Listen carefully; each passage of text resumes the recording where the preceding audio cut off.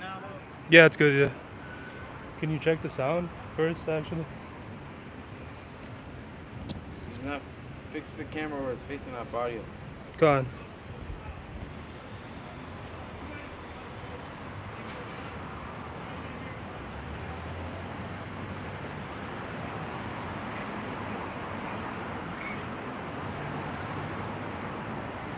Alright, man. Start it. Come on. Lift up your voice, alright? Start it, bro. We're live. Hey, Shalom.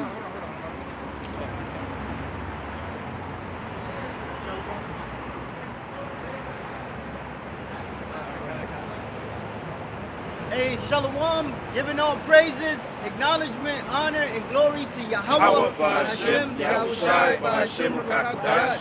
Hey, Yahweh, Hashem, Yahushai is the name of the Heavenly Father and His beloved Son, who the world would ignorantly call Jesus Christ. Yahweh meaning He is, He exists, that's the Most High.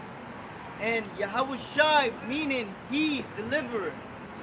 Alright, who the world would ignorantly call Jesus Christ. Hey, double honors to the apostles and elders of GMS that have taught us this truth. And then we continue to learn from them. And shalom to y'all brothers doing this mighty and powerful works in hopes of salvation, Lord willing, you know, the day of our salvation drawing near. Alright, so we're going to get right into it. In the spirit, John 16, it says you're going to have sorrows, 16 and 15. We just go in the spirit, you know. It's the book of John, chapter 16, verse 15.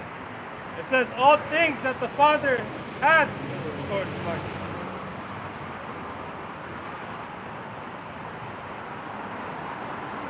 Yeah, 20. God.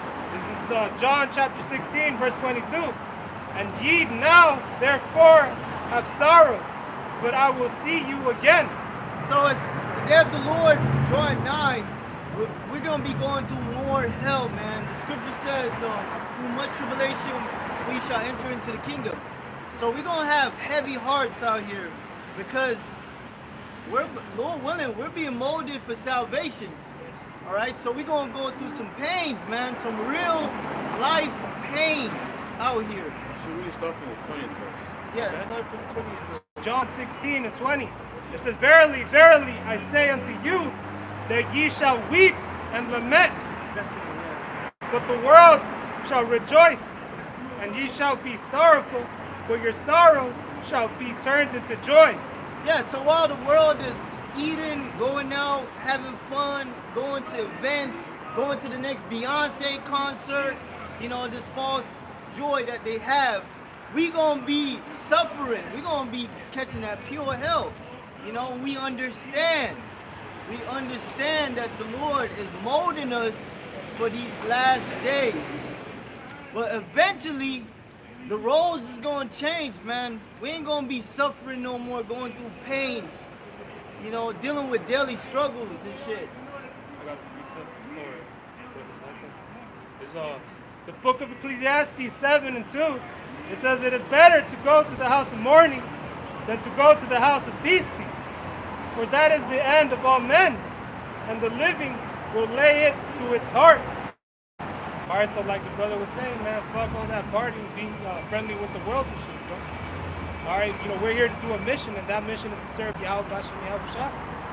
All right, and hey, we're going to be hated because of that, because they hated the Lord because of that. It says, sorrow is better than laughter, for by the sadness of his countenance, the heart is made sorrow. So like the heart is made better. All right, so all this hell that we got to catch, so be it. All right, the scriptures say that the servant is not greater than his master. All right, Yahushai, the disciples, you know, the apostles before us, you know, our elders, you know, they've gone through it. You know, we're going to go through it as well. It's back at John chapter 16 and 21. It says, a woman, when she is in travail, has sorrow, because her hour is come. But as soon as she's delivered of the child, she remembers. But as soon as she's delivered of the child, she remembereth no more the anguish for the joy that a man is born into the world. Yeah, man. Us getting into the kingdom is gonna be like birth pains.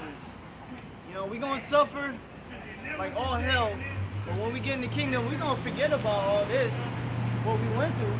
We're gonna forget all about it. But it's gonna be worth it. It's gonna be worth it. Alright? When you're there with Yahweh Shai, Lord willing, and you kneeling to get that crown, it's gonna be worth all the pain you went through in your bodies, all the mental battles you had to deal with on the daily, even going through it and then still maintaining a composure. It's gonna be worth it, man. And the scripture says what? That this is a small thing compared to what we're gonna get. Receiving from going through this. This is small. You'll look back and say, man, that was nothing. It's not worthy to be compared. That's it. You can't compare this to the blessings that we're gonna get. Okay. That's right, bro. Yeah.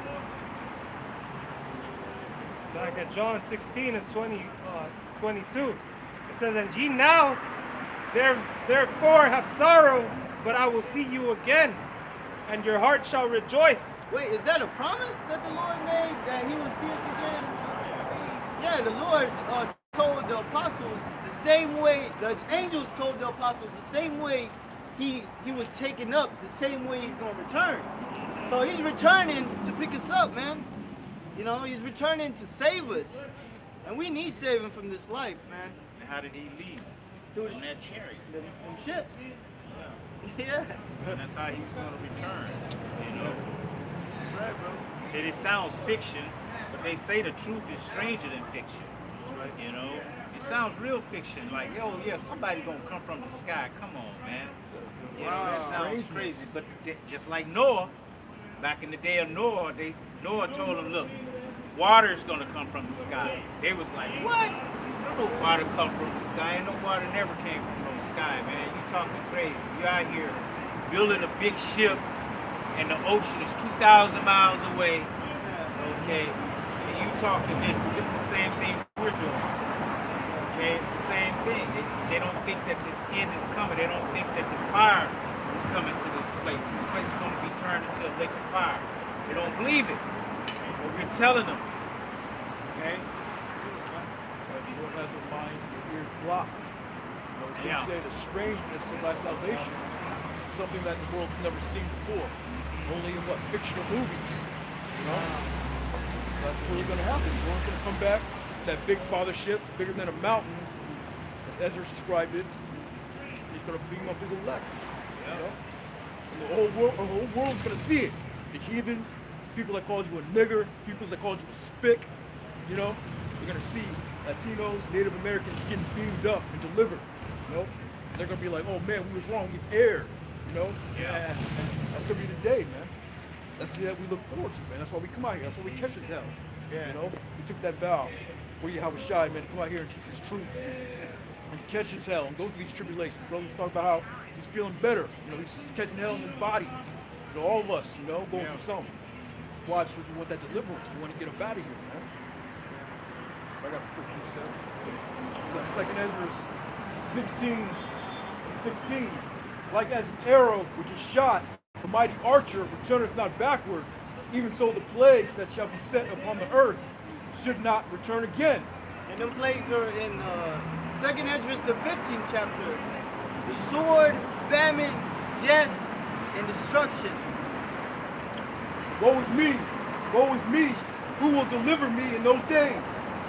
The beginning of sorrows and great mournings, the beginning of famine and great death, the beginning of wars, and the powers shall stand in fear. Hey, so what Ezra was seeing, he was seeing an outbreak of some sort.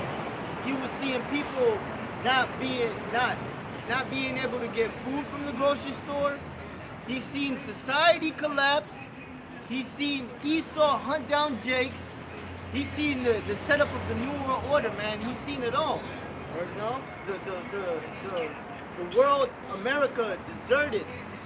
Like he said, a man should desire to hear the voice of another man. He's seen all of that. He's like, damn, how am I gonna make it out of this? You know, that's why faith is so important. Jeremiah said, Jeremiah 17:17, Thou art my hope in the day of evil. You know, we got hope. That's all we have. That's all we have. Hope. We ain't got no money in the bank account or benefits or fixed insurance, life insurance.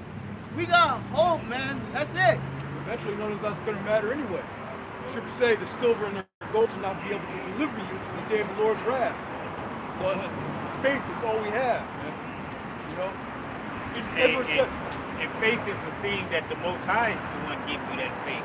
Right. You don't get faith from nobody but the Most High.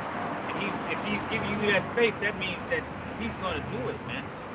The Most High is not a man that he should lie. Okay, he promised us. He said, what he say? Fear not thy worm, Jacob, and I will help thee. Yeah. You know, Most High is going to help us, man. He understands we're in this condition, that we're at the bottom. Okay, we're like a worm. right. When somebody pour water in the earth, the worm gonna come out, and it's just there. Anybody can do anything to it. That's right. You know? He said we're in this condition. He knows we're in this condition because he put us in this condition. Yeah. You know, he likened us unto a worm. Yeah. No defenses. You know? But He put us there. he's gonna defend us though. Like you said, he gave us faith. Right. Each brother has their measure of faith, you know? You're supposed to believe on that faith, whatever measure he was given, man, to the Yeah. utmost, man. Yeah. Because Ezra said, he said, woe is me, destruction, destruction. Who will deliver me in those days? The Lord's going to deliver me, man.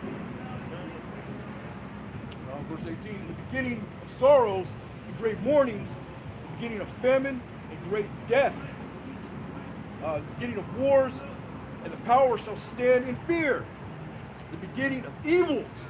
What shall I do when these evils shall come? Well, hey, have faith in it. That's all we can do. Right. Pray and believe that those evils are going to come. We are in the beginning of sorrows. I'll throw it right back to you, brother. Because just the other day they released those labor statistics, man. Trump fired that lady that was head of the Bureau of Labor, man, because there ain't no jobs. No jobs were created last month. There was 70,000. And I did a video this morning and listed all the companies that have been laying off. Everybody's laying off worldwide. These tariffs, man. So we're in the beginning. Ain't nobody gonna have no job out here, man. And this is why I brought out John 16 and the 20th verse, because our sorrow is going to turn into joy. All the pain and suffering we're dealing with right now, when this shit crash, we're going to have joy because we're going to have miraculous experiences with the Lord. You're going to reap the benefits of serving the Lord. Yep. Hey, and Ezra wrote that, what? You don't worry about 1,000 years ago, right? Even before Yahushua Right. came on the scene. Bro. Okay? And now, we're telling you of it right now. Okay? We're telling you of it, bringing it back out in the time that's about to happen. It's going to happen now. This was the time that he was speaking of. But there's going to come a time when the Lord is going to take us out of the picture, man. You're not going to hear this anymore. Okay? Family of the word. Yeah. You know, the prophets desire to see the things that we've seen. That's right. We're actually seeing the beginning of sorrow. Yep. We're seeing the famines, all these farms that are getting shut down. You know, we see these tariffs. You know, all these businesses shutting down. Digital currency being implemented. We're seeing all this, man. Yeah. And it's time for you to take heed to it. Take heed to this word. Because if you don't take heed to this word, you're going to find yourself looking for this word. What it said, they shall be looking for wine in the street. Yeah. Okay? You're going to be looking for this good wine here. Okay? But the Lord is going to take all that away from you. Because during the time when you were supposed to be sacrificing, okay, making your body a living sacrifice, you didn't do that. Okay? You chose to participate in the world. You know, and keep up your desires, the things that you want, instead of the things that the Most High want, okay, and His sons want. Okay, go ahead. Amos 8 and 11. Behold, the days come, saith the Lord power, that I will send a famine in the land, not a famine of bread, nor a thirst for water, but a hearing the words of the Lord. How about Yep. Shimi Yahushai? Yep. hearing the word, man. Okay, you could hear this word, but you couldn't hear it. You know, you hear us talking, but you can't understand what we're saying. Okay, it could be even that deep. Okay, the Lord at some point is going to take his men off the streets, off the internet. Okay, you're not going to be able to find us. YouTube was just out implementing that, that digital ID? Censorship? Yeah. Censorship ID, whatever it is now? Yeah. So yeah, man, that's the beginnings of it, man. Soon, like the brother was saying, this word ain't going to be on the internet no more. Something's going to happen, the men ain't going to be on the streets. Yeah. Brother, he ain't going to be on the streets no more trying to teach you to get right. You know? They started with 2020, started attacking the truth, misinformation, fact checks. What was the other one? Where it was the bots? It was bots monitoring like keywords. You can say certain words. Right. The algorithm. Now they targeting the age. Now you gotta have an ID Yeah. to post videos. You see where it's going. Yeah. They shall wander from sea to sea, and from the north even to the east. They shall run to and fro to seek the word of the Lord, and shall not find it. Right, the word of the Lord is going to be very precious. Yeah. And something that is precious like rubies is very hard to find. But right now, the word of the Lord, it's out in the open. You know, you can receive it right now if you go and seek. As the scripture says, seek ye the Lord while he may be found, indicating there's going to be a time when you're not going to be able to find the Lord. And how do you find the Lord? You have to look for his men. All right? When Solomon was looking for wisdom, he went out on the streets. He said, the watchman has found him. You got to seek the word of the Lord. But real soon, the Lord is going to remove his prophets from the street corners. All right? He's going to hide his face. And like the scripture says on Isaiah, they shall seek me early. In their affliction, they shall seek me early. Okay? But now is the time to seek the Lord. Yeah. Now is the time to get right. Because the doors of mercy is open. But soon they're going to close shut, just like the ark. Yeah. When the rain came, all right, all it took back then was for them to feel one drop. Oh, this is real. You gotta believe it was how you say the movie? Cinematic. Yeah. They were doing whatever they were doing, and all of a sudden they felt the drops. 1 drop, 2 drop, 3 drops. Oh shit, no one's fucking right. And they just start pouring rain, running to the door. The Lord's shield is shut, man. Mercy was that day. That mercy was closed, man. Mercy was only shown for Noah and his family. You know? There's probably people screaming outside, Moses, let us in. Moses. I mean, Noah, let us in. Noah, let us in. Right, because they've never seen the rain before. Yeah. All the plants and the flowers and the grass and the water, the dew, the water that came up from the land. It never rained from the sky before. Yeah. I got precepts. This is Isaiah 55 and 6. Seek ye the Lord while he may be found. Call ye upon him while he is near. And this is the sign right here. The Lord is still near. The men are on the prophets. The prophets are on the streets. You know, even though it seems like, hey, prophecy can ramp it up. Or the trip is about to be pushed. World War III is about to happen. The Lord is still near, man. We still got time. Yeah. Hey, the apostles haven't given that order yet. Hey, brothers, no more videos. Hey, brothers, don't go out no more. We're going to receive them orders. And when we receive those orders, damn, I feel bad. I feel bad for every kid alive that does not have this truth, honestly. Hey, they had their shot. They had their time. Yeah. The apostles been out there since what, the 80s? The truth's been on the internet since 2008. We pushed worldwide since 2008. They had their shot, man. They know. Jake knows the truth, man. Oh yeah. You got rappers talking about it. You got athletes talking about it. What's that? Jake walked by saying shalom. Yeah, Bro, a bunch of them. Gotta line up everything. Talking about shalom. But guess what? He didn't. Remember when we was in Hollywood? Ray J came by the camp. Ray J. Yeah. When he was famous, like, Huh? yeah, when he was famous. Yeah. What is he famous for, man? He's famous for singing, right? R&B and shit. Yeah. Not really. He's really famous for that tape. Yeah, I know. Yeah. But other than that, you know, Yeah. singing and shit. Yeah. He had no talent. He wrote off his sister's talent. Right. Exactly. But the point is that these celebrities, everybody know, man. It's not like the Most High say, I'm not going to tell them. Everybody knows, but it's that they choose not to observe it and to reverence the Lord. Okay, they still want to chase that bag. So they don't want to sacrifice their life. Yeah. They don't want to give up the NBA.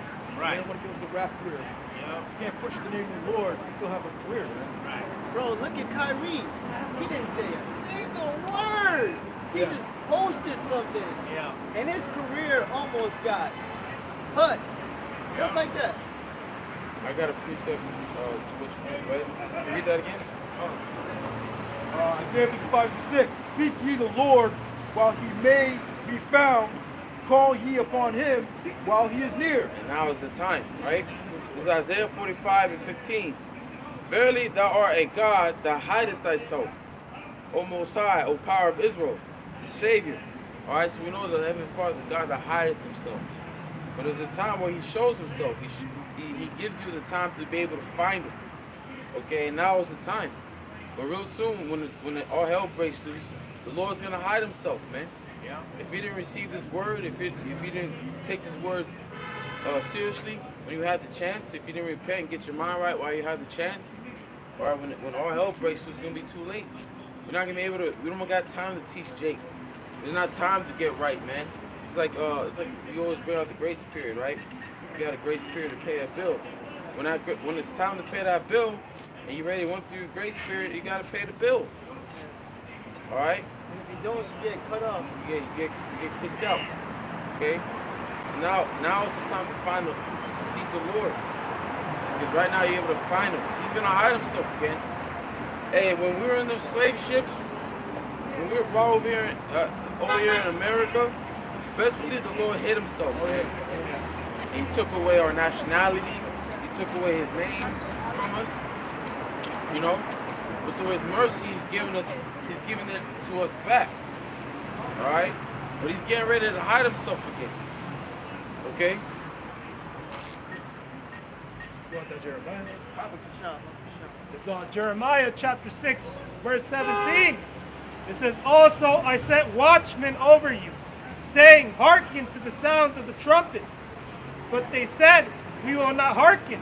So the Most High has handpicked his best watchmen, men that are on their job. Just like when a company hires the best security, they know they're going to get quality security work. They're going to be on it, they're going to be watching, they're going to be reporting if they see anything suspicious. So the Most High has set us up to watch for you. You know, and now we're warning you, like, look, the danger is coming. Verse 18. You want more? Read it one more time. This is verse 17. It says, Also I set watchmen over you, saying, Hearken to the sound of the trumpet. But they said, We will not hearken. Yeah, so Jake don't want to listen. Yeah. Like the brother brought out earlier, they're blocked. Man. You know, that they can't receive it. All right, you know, that's why destruction is coming to 2/3 of the nation of Israel.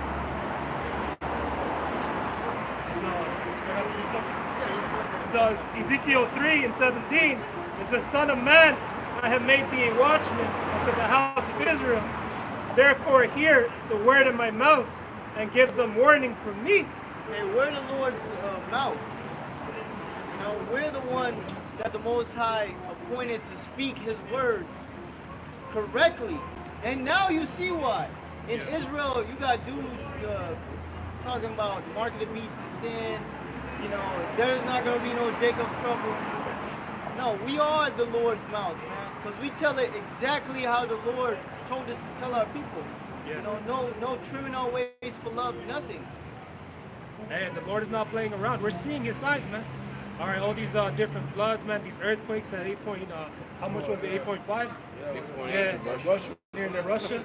Hey, man, that's a sign from up above. They also set up a volcano over there too. Yeah. Russia, man. So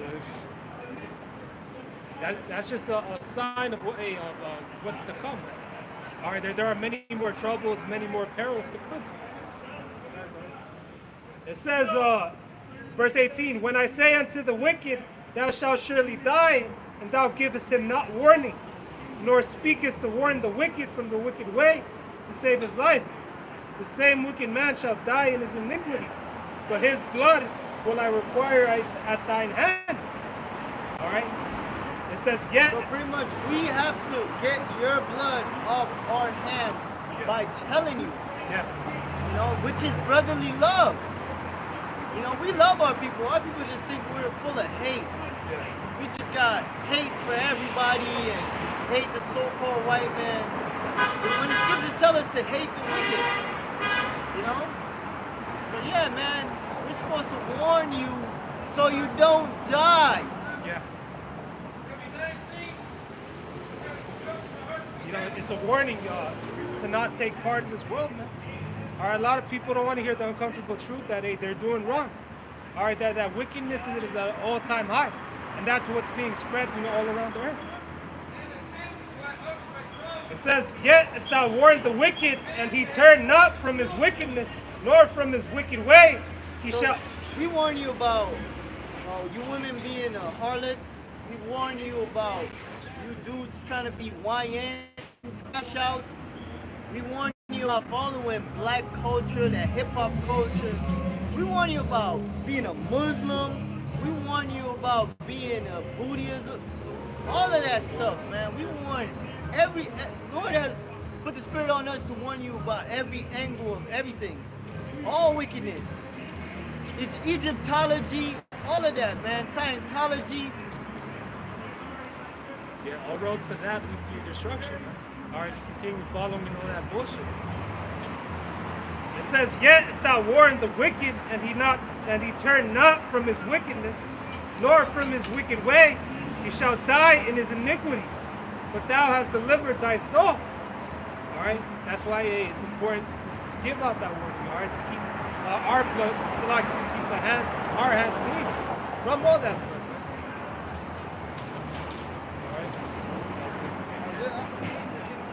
Brothers got anything? Yeah, I got some. This is like camp to talk about we're not supposed to hate. You know, because nations hate Esau, and we're not time to hate. You know, the Lord said, you know, that they hate these people, man.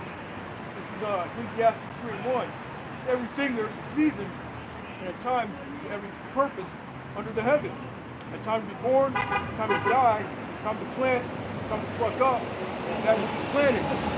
Skip down to verse 8. Bro, and the truth is, it's spreading like a wildfire. But everybody is like on that shalom. No, man, seek ye the Lord. Get your ass up, make a day, get your ass out here and come learn. Come learn the Lord. Don't be over here, shalom. I know you're a Hebrew. No, man, get your ass over here. Seek ye the Lord and live. You want to live? Seek the Most High. That's right. Yahweh. All that shalom shit. There ain't gonna be no peace to the wicked. Jake's tripping, man. Yeah, That's right. That's why we're in that time of hate. Hate 2/3 of our people right now, man. It's all about, you know, being seen and all that. Verse 8, it's time to love, it's time to hate, it's time for war, it's time for peace. Yeah, it's time to hate. Most High about to show he hates you niggas, man. He about to show he really hates you. Man, when you be at the job, you gotta deal with fucking Jake. Just the attitude, just the quality, they got no mannerism. Most High hates you 2/3 niggas, man, and we see why. But go ahead, I'm still out here, bro. That was it. No, I gotta finish your speech, bro. Yeah, you know, we're in that time for love. There's a time to love. We're not in that time to love 2/3 of our people, man. Yeah, Yahweh Shai said it himself in Matthew 10, right? Where he says he came not to bring peace, but a sword. That's right. All right, so Yahweh Shai is coming in with that timing. All right, so is his servants, man. That time of hate. The Lord hates you, man. He's about to drop a missile on 2/3 of our people, man. They just want to talk about some shalom, happy Sabbath, Shabbat. Look at out here. Hey, You got long ass drop a dreads missile on and you, shit. man. Yeah. Long ass hair and shit. Come on, shalom. Amos chapter 5, verse 15. Hate the evil and love good, Yeah. and establish judgment in the gate. It may be the Lord, Yahweh Bashem Yahushua, God of hosts, will be gracious unto you, will be gracious unto the remnant of Joseph. That's right, hate the evil. Another scripture goes into how we should hate. Hate wickedness. It's good to And hate. you look, when you speak against wickedness, people look at you sideways. Yeah. They look at you like you're the problem. They look like, why you have all this hate in your heart? Why you hate the so-called white man? But look what the so-called white man has done to us as a people. Alright? Look at all the shit that is constantly coming against us, man, and what he has done to us. Right. You know, more and more is being revealed. Alright, what Esau has done to these people, man. The truth that the Lord says he's gonna open the skirts on this devil, man. That the whole world shall see his nakedness. The whole world shall see his shame. Okay? Shameful spirit upon his glory. Right. So are we not supposed to hate Esau? Right. You know? So you're saying you had a perpetual hatred. That's right, bro. Okay, go ahead, bro. Look what happened up there in Cincinnati. That brawl that happened up there in Cincinnati. Here it is, that white dude, Edomite, hit the Jake. It's coming out on video when he started the shit. He slept though, bro. Then he got stomped out, and everybody wants to talk about how bad Jake is, man. Yeah. When who started the shit? Hey man, you got a truck driver over there in North Carolina delivering a load, and then he was being accused of stealing the Edomite's phone. I don't know how that's possible. He was in his truck at the time. You know, hounding him, hassling him. He let him search his truck, and didn't find the phone. Then they went to let him do delivery. Then they came back, started giving him problem. And it turns out they got two bulldozers that flipped his truck over. What? You know, Jake lucky he made it out alive. You watch that video, it seemed like we about to hang them niggas. Hey, they can hate us. We can't hate them. You know, it don't make sense. You got Jake love the so-called white man so much. They don't want to enter into the kingdom of heaven unless Esau can make it. That's why 2/3 gotta go. A lot of Jake, they get what offends Jake about this truth is when you tell him about the so-called white man's future. Yeah. Still to this day, bro. I see like Esau. Like they're just hate. The white people can't make it. Everybody gotta make it. Why not focus on the Arabs? Why gotta be only about Esau? That's why the Lord said our people stay upon oppression and love perverseness, man. You know, they want to be under Esau. Why? Because Esau allow them to be wicked as all hell. Esau allow a nigga to stay in the hood and sell drugs to his people and destroy his people. Jake loved that. It said, it says that in John how they hated the light. You know, they preferred the darkness, not the brightness. Yeah. It's John 17:9. It says, I pray for them. I pray not for the world, but for them which thou hast given me. For they are thine. I guess that scripture contradicts what John 3:16 says, right? Hey, God, yeah. Hey, the Lord, he's saying straight up, man. All right, he did not came to save the whole world. All right? World of whose world? You know? Yeah. He didn't die for everybody. He died for the nation of Israel. And hey, even within the nation of Israel, man, he only came to save that elect, the 144,000 and the 1/3 that are out there. All right? I got one. Malachi chapter 1, verse 2. It says, I have loved you, saith the Lord. Yet ye say, wherein hast thou loved us? Was not Esau Jacob's brother, saith the Lord? Yet I loved Jacob, and it proved that the Lord loved us. Because hey, Tazapani, who's the firstborn out of Jacob and Esau?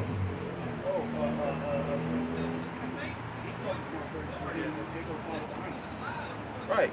Esau was the firstborn. So inherently being the firstborn, you're supposed to get the blessings. You're supposed to get your father's inheritance. Right? But the Lord put the spirit on Rebecca to help us out. Like, nah, you gotta get that blessing. Whatever Isaac gonna bless Esau with, you gotta get it. And the Lord put the spirit on her to help Jacob get that birthright and the blessing. That's right. All right. But it says, and I loved Jacob and I hated Esau, and laid his mountains and his heritage waste for the dragons of the wilderness. Right. So the Lord loved Jacob, which consists of your so-called Negroes, Latinos, Native American, and Simba Indians, and he hates Esau, which are you Edomites, you so-called white people. The Lord hates your ass, man. Okay? So if the Lord hates, that shows that we hate. We gotta hate. That's right. We're not gonna love those that the Lord hates. That's right. King David says, I hate those that hate thee. I hate them with a perfect hatred. I count them my enemies, you know? And you can even include 2/3 of our people right now. That's right, yeah. Hey, Yahweh Shai said, you are the father of the devil. All right. All right, a lot of our people, man, have gone, seeking Esau's ways. Yeah, it says the ways of the wicked seduces them. They love it. They fell in love with wickedness. Ezekiel 35:2. Son of man, set thy face against Mount Seir and prophesy against it. And say unto it, thus saith the Lord of power, behold, O Mount Seir. No, it's like it, bro. We're supposed to preach unto them salvation. No, the Lord said prophesy against Mount Seir. You know? Who? Esau. These Edomites, these so-called white people. The Most High forever hates you. Son of man, set thy face against Mount Seir and prophesy against it. That's what we're doing. We're man. Chanting down the downfall of this place. Downfall. Great. Yep. Say unto it, thus saith the Lord of power, behold, O Mount Seir, I am against thee. I will stretch out my hand against thee, and I will make thee most desolate. How? By the fire, that nuclear fire. You have Trump making threats, or not threats, but saying he has submarines near Russia, just in case the former president of Russia means serious intent with his words. And then now, Putin just came out and said we got to mass produce hypersonic missiles, or that is able to carry nuclear warheads. That's right. Mass produce. That's right. Backstory on that is because Trump recently came out and told Russia to end the war in Ukraine. He gave them like 10 days to end that war. If they didn't do it, then they're going to raise tariffs on them. And then Medvedev, however you say his name, former president of Russia, he came out and said, well, every threat that you make to us is one step closer to war with the U.S. And I got a video on it. Yeah, because like he even said in that tweet, we're not Israel, we're not Iran. You can't tell us what to do. That's it. That's right. All right? And that's why Trump said we're going to hit terror. But if this was Iraq, or if this was Afghanistan, or even Iran, he would say we're going to go to war with you. We're going to bomb you. But you're not doing that to Russia. Yeah.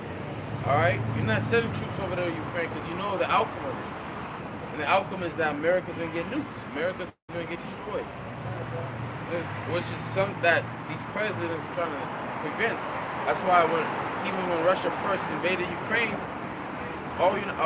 Sleepy Joe said that we're not going to send troops. We know the outcome of it. It's going to be World War III, nuclear war. Hey, bro, but that shows you the hand of the heart of the king is in the hand of the Lord. Right. Because Trump he's been preaching about not starting war with Russia, but yet you said nuclear, devastating weapons close to somebody's home. Right. That's a big ass threat. That's you pointing a gun at somebody like, I'll fucking kill you. But then again, it's not in his control. Most High, like you said, Most High is in control, man. Yeah, bro. What's going to happen is Russia's going to be a guard unto Iran. So America's going to go forth with Iran, do something unto them. That's when Russia's going to be like, no, they're going to come in and protect them. And that's what's going to get them over the pocket, right? Verse 4, Ezekiel 35:4. I will lay thy cities waste, and thou shalt be desolate, and thou shalt know that I am the Lord, because thou hast had a perpetual hatred, and hast shed the blood of the children of Israel by the force of the sword in the time of their calamity. in a time that their iniquity had an end. Therefore, as I live, saith the Lord power, I will prepare thee unto blood, and blood shall pursue thee. Sit thou hast not hated blood, even blood shall pursue thee, man. Hey, blood is nothing to this devil's sight. He came over here, he slaughtered the Native Americans, the Mexicans, brought the Southern Kingdom over here, the Judites, slaughtered them. They're still killing us and oppressing us to this day. To this day, we're still being oppressed by this man. Blood is nothing in this man's sight, man. Yeah, he drinks blood. He likes his meat raw. Blood. You know? He has had a perpetual hatred Yeah, for the children of Israel. if Esau wants to take out one individual, and the individual happens to be on a plane, and that plane is filled with 260 people full of women, children, and all that, Esau don't give a fuck. He will take out the whole plane just to get that one person. You know? His blood is nothing in his sight, man. And that's why we're gonna get his blood. All right? That's why we're gonna spill his blood. Right. His blood's gonna be nothing in our sight, man. You know? Like you said, he has not hated blood, man.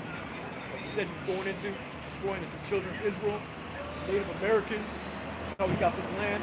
That's slaughtering the natives. The whole land is filled with the blood of the natives, man. Up 405 freeway. All these mountains, man. The Native American graveyard on Graveyard. 405. Yeah. Even in the Malibu Canyon. My boss from my work is married to this Edomite who family took part in slaughtering the Native Americans over there in Malibu Canyon. What? For real? So Esau to get and Malibu's a fucking suburbs. Yeah. To get the suburbs, they had to what? They had to kill Gad over there. To get this land, they had to kill Gad. And you got Esau talking about a Holocaust and for the Amalekites. The real Holocaust was these people, man. Yeah. You show no mercy. What did Christopher Columbus say? I could have put down my sword. He wants to be known for non-stop killing, bro. You know? And really, it was his technology, his weapon, that allowed him to get the upper hand on Gad. Gad was kicking his ass, man. Yeah. With that Gatling gun. Man. That's the spirit, bro. We bros did a class on Gad. Even the reserve lands that they did give Jake, the desolate lands, they came to find out that some of them lands have oil on them.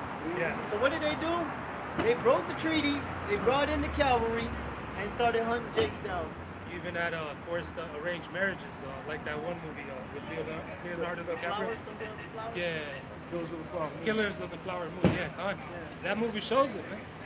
All right, you know that's actually what happened, you know, in history. All right. They're murderers. Yeah. They love spilling blood. It's known fact throughout history.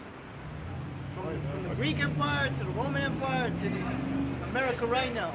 Yeah. Same devil. Yeah. Yeah, and don't think that these devils in Britain ain't the same. These devils over there in Europe, Yeah. fucking Russia, Yeah. they're killmongers. They'll try to tell you they had nothing to do with slavery. I All right, but hey, man, they're a bunch of devils. got a precept. Habakkuk chapter 2 verse 8. Because thou hast spoiled many nations, all the remnant of the people shall spoil thee. How has he spoiled the nations? Did he rob them blind? No, he actually sent military to these nations. Why do you think the scripture says, how is the hammer of the earth broken asunder? Yeah. That man, Esau, he knows how to use his blessing. Yeah. He knows how to exercise that sword. Yeah. It's like you said about Britain. They sent all their convicts down to Australia. When they slaughtered the indigenous people down there. Yeah. Damn near, they slaughtered them completely. I don't think there's not one remain of those indigenous people down there, man. They same thing with South Africa. Yeah. Slaughtering them over there and taking their land. Now the South Africans are fighting back. Oh yeah, yeah. The Boer, calls them Boers, man. And then now they're playing the victim. Yeah, during the apartheid. That's crazy, bro. They take over the farmlands and shit. Slaughter them off that apartheid. And that's where it says in the scripture how when the wicked ruleth, man, they're mourning. The earth and the people are mourning right now. Say the wicked are the mourning. All right, and Habakkuk, it says he is as death, man. All right, he spreads that shit everywhere, all around the earth. Yeah, wherever Esau goes, something has to die. Facts. Because thou hast spoiled many nations, all the remnant of the people shall spoil thee, because of men's blood, and for the violence of the land of the city, of all that dwell therein. Hey, bro, Isaiah 14 tells you the oppressing city, how is it seized? Hey, brothers, you get it real quick? Because he beat these nations with a continual stroke. So he'll destabilize the government, right? And he'll double back and do it again and again. This guy, he does not stop. That's why the scriptures call him the Red Horse, to take peace from the earth. As soon as the people establish, they try to get back their economy together, they try to get back their politics together, here comes Esau like an asshole, kicking over the cups, kicking over everything again. That's how he is, man. He goes around rape, robbing, and murdering, and then he continues that cycle. Alexander the Great, after he conquered the whole world, you know what he did? He went back, he doubled back and tried to conquer the places he conquered. That's the mindset of Esau. He doesn't stop. That's why the Most High took out Alexander the Great, man. Hammer of the earth, man. It's Isaiah 14:4. It says that thou shalt take up this proverb against the king of Babylon. Yeah, that's truth. Because for hundreds of years, nothing has been said against you devils. Killing people, robbing lands, raping people. All right? Nothing has been said. But now, the Lord has the proverb, this word, is a reproach unto you, you asshole. No. So verse 4, it says that thou shalt take up the proverb against the king of Babylon and say, how hath the oppressor ceased? And mainly the king, because guess what? You elites, you're funding all of this shit. Yeah, the common Edomite, they do the bidding and shit. They help round it up the jakes and have them on the lands and set up the wheat and the cotton. No, you elites funded the ships, everything. Yeah. And you keep funding everything, the violence in the earth. In later verses of Isaiah 14, it says, prepare slaughter for his children, or for the sins of his fathers, man. All right, well, the average Edomite, man, he's not innocent either. All right, and he's privileging of all that fucking, all that fucking blood. So like, Go ahead, bro, go ahead. The thing about it too, a lot of these Edomites, they're starting to blame the Amalek for everything. yeah, You're fucking guilty, you piece of shit. You're fucking guilty of killing the Lord's people. Yeah, they're all one big Edomite, man. Yeah. It said Amalek funded it. They're the top nation of Edom. They have the money, the elites. They funded the slave trade. But you regular Edomites, y'all were the taskmasters, y'all owned us. yeah. Y'all were the whips, rapists. Hey, bro, they hold themselves not guilty. You can never account nothing to Esau. Oh, it was them. It was somebody else. It was the military. It was somebody in Congolese. No, it's fucking you. Yeah. It's always been you. Yeah. Yeah. It says, how hath the oppressor ceased? The golden city has ceased. The Lord hath broken the staff of the wicked and the scepter of the rulers. Man, nobody could do shit about it except Yahweh Bahashem Yahweh Shai. Yeah. This guy is unstoppable. He's unbearable. No one can stop him but the Lord. That's right. He just do as he will, man. The earth is given into the hand of the wicked. He's doing as he will with his rulership. And no one could do shit about it. It's going to take the Heavenly Father and his Son to stop him. It says, he who smote the people in wrath with a continual stroke. He hath ruled the nations in anger, is persecuted and none hinder it. So he's still treating people like crap, man. going around the world, destabilizing governments over and over. People get a little progression. They get a decent a leader for the people, like Gandhi. What's his name? Not Gandhi. The dude that they killed, Libya. Oh, Gaddafi. Gaddafi. And then what did they do? They took his ass out. And they put somebody else in there. They put somebody else in there to destroy the people so they can reap the benefits of the land. You know? So going back to the scripture you brought out, this guy don't stop taking people's shit. He don't stop murdering. Real quick, brothers, I gotta Go back to that in second chapter. It's like the brother was saying, man, this devil, he's a covetous man. All right, he wants everything, and hey, you know, he'll destroy his own people to get it as well, man. Verse Habakkuk chapter 2:9 again, it says, "Woe to him that coveteth an evil covetousness to his house, that he may set his nest on high, and that he may be delivered from the power of evil." Verse 10, it says, "Thou hast consulted shame to thy house by cutting off many people." All right, now how did America get established? How did America get built up? By the blood of the Israelites. All right, by the blood of the so-called Negro man, so-called Native American man, so-called Mexican, so-called Mexicans, man. America was built on their blood, and it's still being operated and managed by the Israelites, man. Yep. We're still in slavery. If Trump, let's say just it was an order for all Israelites to leave America, right? America will fall, man. That's right.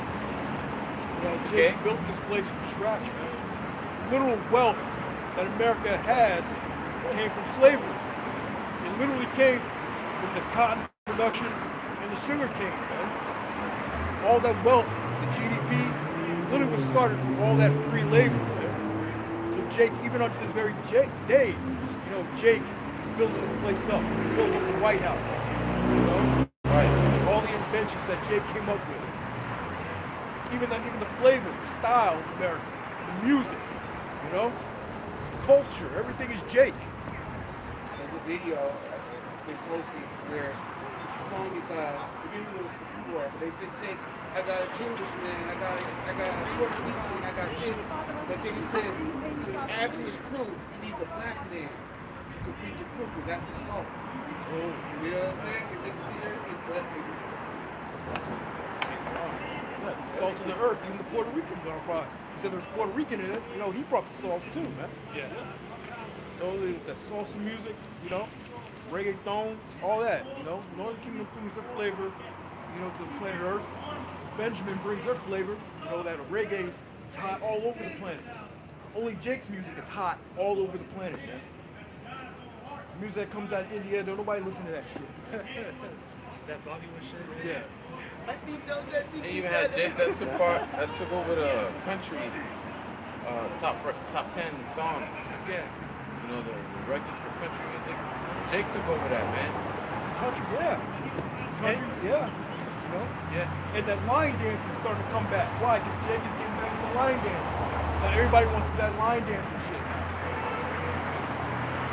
And if you look at these other heathens, whether it's India or Japan, there's likely Israelite foreigners or just that nation mimicking Jake. So that's at the end of the day, man. It's all about You Jake. got over there Vietnam, Japan, Yeah. the whole culture of those people mimicking Ishikar, Yeah. mimicking the Mexican culture. Cholo style, yeah.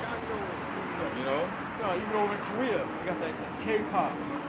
That's just mimicking Jake, man. I seen a fine ass broad on speaking. She's Korean, but she's speaking a whole bunch of Spanish. You know, I don't really look Korean, but secretly the spirits are Jake. Yeah, Jake all over, man. Even the martial arts, brothers broke it down in the class. If you look at the ancient map, you know, with Gad and Reuben, I believe, they were right next to Moab and Ammon.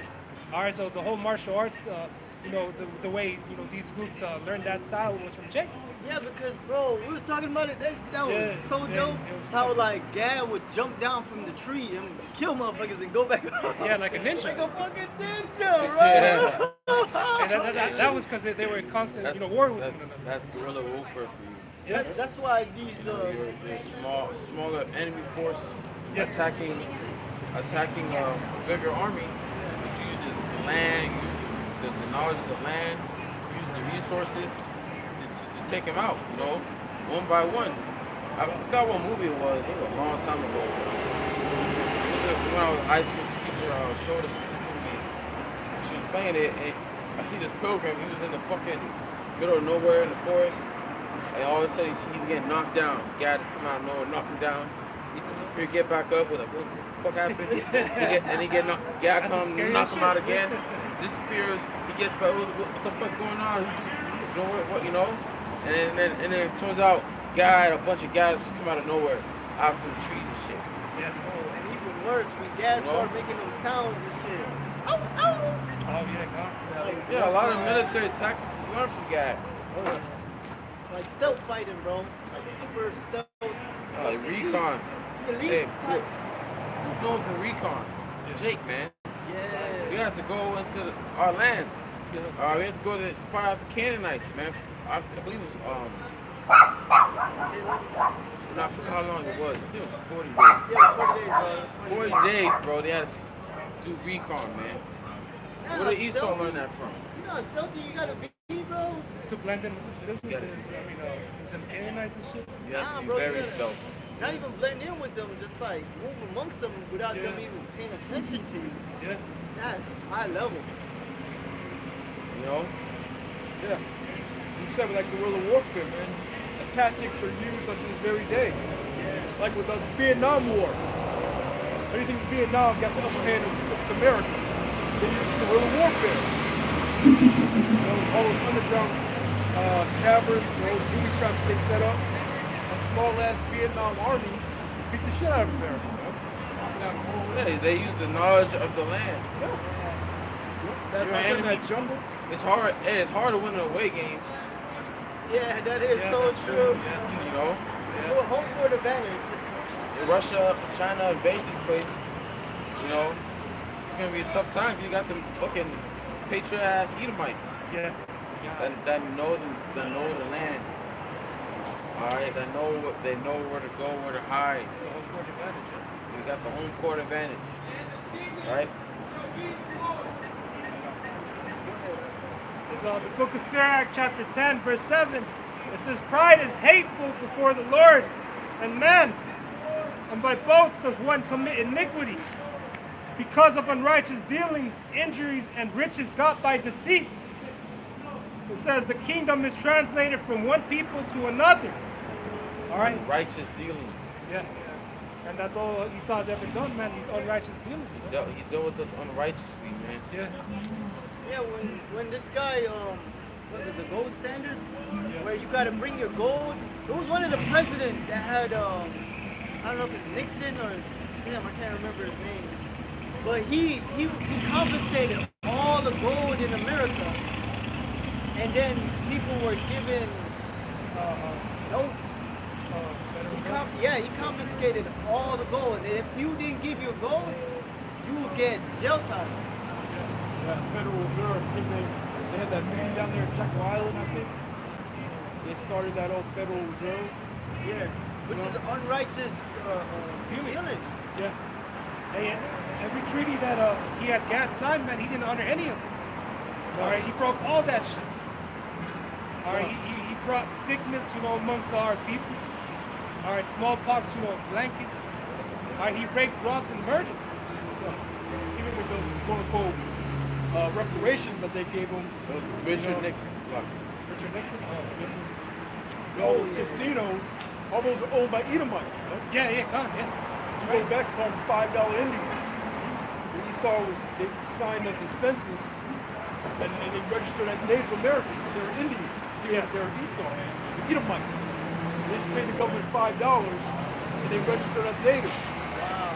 So all those people that got those casinos, all that money, all that land, those are all Edomites, man. That's unrighteous dealings. Oh, so it was President Franklin D. Roosevelt signed the Executive Order 6102 in 1933, which required most citizens to turn in their gold.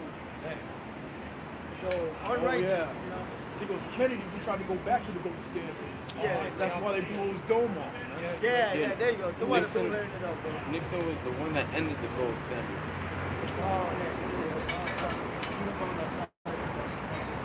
Yeah, he confiscated all the gold when it was illegal if you had it. So unrighteous dealing. So he literally stripped people of riches. Because gold is Real money. real money.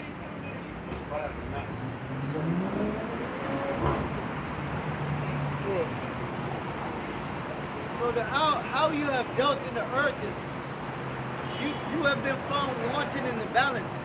You're not just, asshole. Everything is unfair.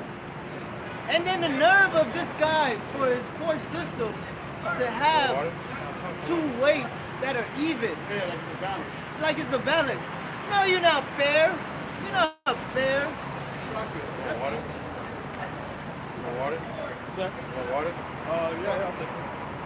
So Thursday I had child support court, right? Yeah. And Wait, you sure you want to share your personal information? I want you to see how this is. Alright, man. Alright. So, we're dealing with them. I was prepared. You know, we got chat GPT and stuff of that nature, so I was prepared. Oh, you looked it up, huh? So, yeah, so they wanted me to agree to her terms of a certain amount. Yeah. I said, no, that's not fair to me. I make this particular amount. They went against the whole California rules and laws that are set by their guidelines to give me adjustments for her when she wanted. They said, we'll make it higher. We'll do this. Like you're going against the law. That's they don't care. They don't care. Yeah. No matter where you at. If they get a win over a so-called black man, that's a win for them. That's a win for their justice system. That's justice. Which, you know, justice, just us. But yeah, like I said, the false balance, it's never going to be that way when it comes to us. It'll Nah, never bro. be. Hell no. They're not even fair with their own fucking people. He saw it's not fair in the justice system, bro. Because that gold standard, I mean, not the gold standard, when he confiscated the gold, executive order, it was to take Edomite gold. So they're not even fair to their own fucking people. It's Isaiah 10:1. Woe unto them that decree unrighteous decrees, and that right grievousness which they have prescribed. Yeah, wrong unrighteous decree, a child support, unrighteous decree, man. Man should have to pay for his own kid. Gold standards taken out of the way, it's unrighteous decree. Yeah, even the whole court system, say you get a domestic violence, and it was the woman's fault, Yeah. which they have no business being in your relationship, Right. you know. And they get less time anyway. If a woman kills a man, she's only going to do what, 10 years? Get 20-year sentence, 10 years minimum? Oh, she'll bro, do? that's the spirit. I was looking that up. Does women get sentenced less than a man? Yes, Yeah, bro. they do. They give them sympathy penalty, bro. This entire world is catered for them. That's a lot.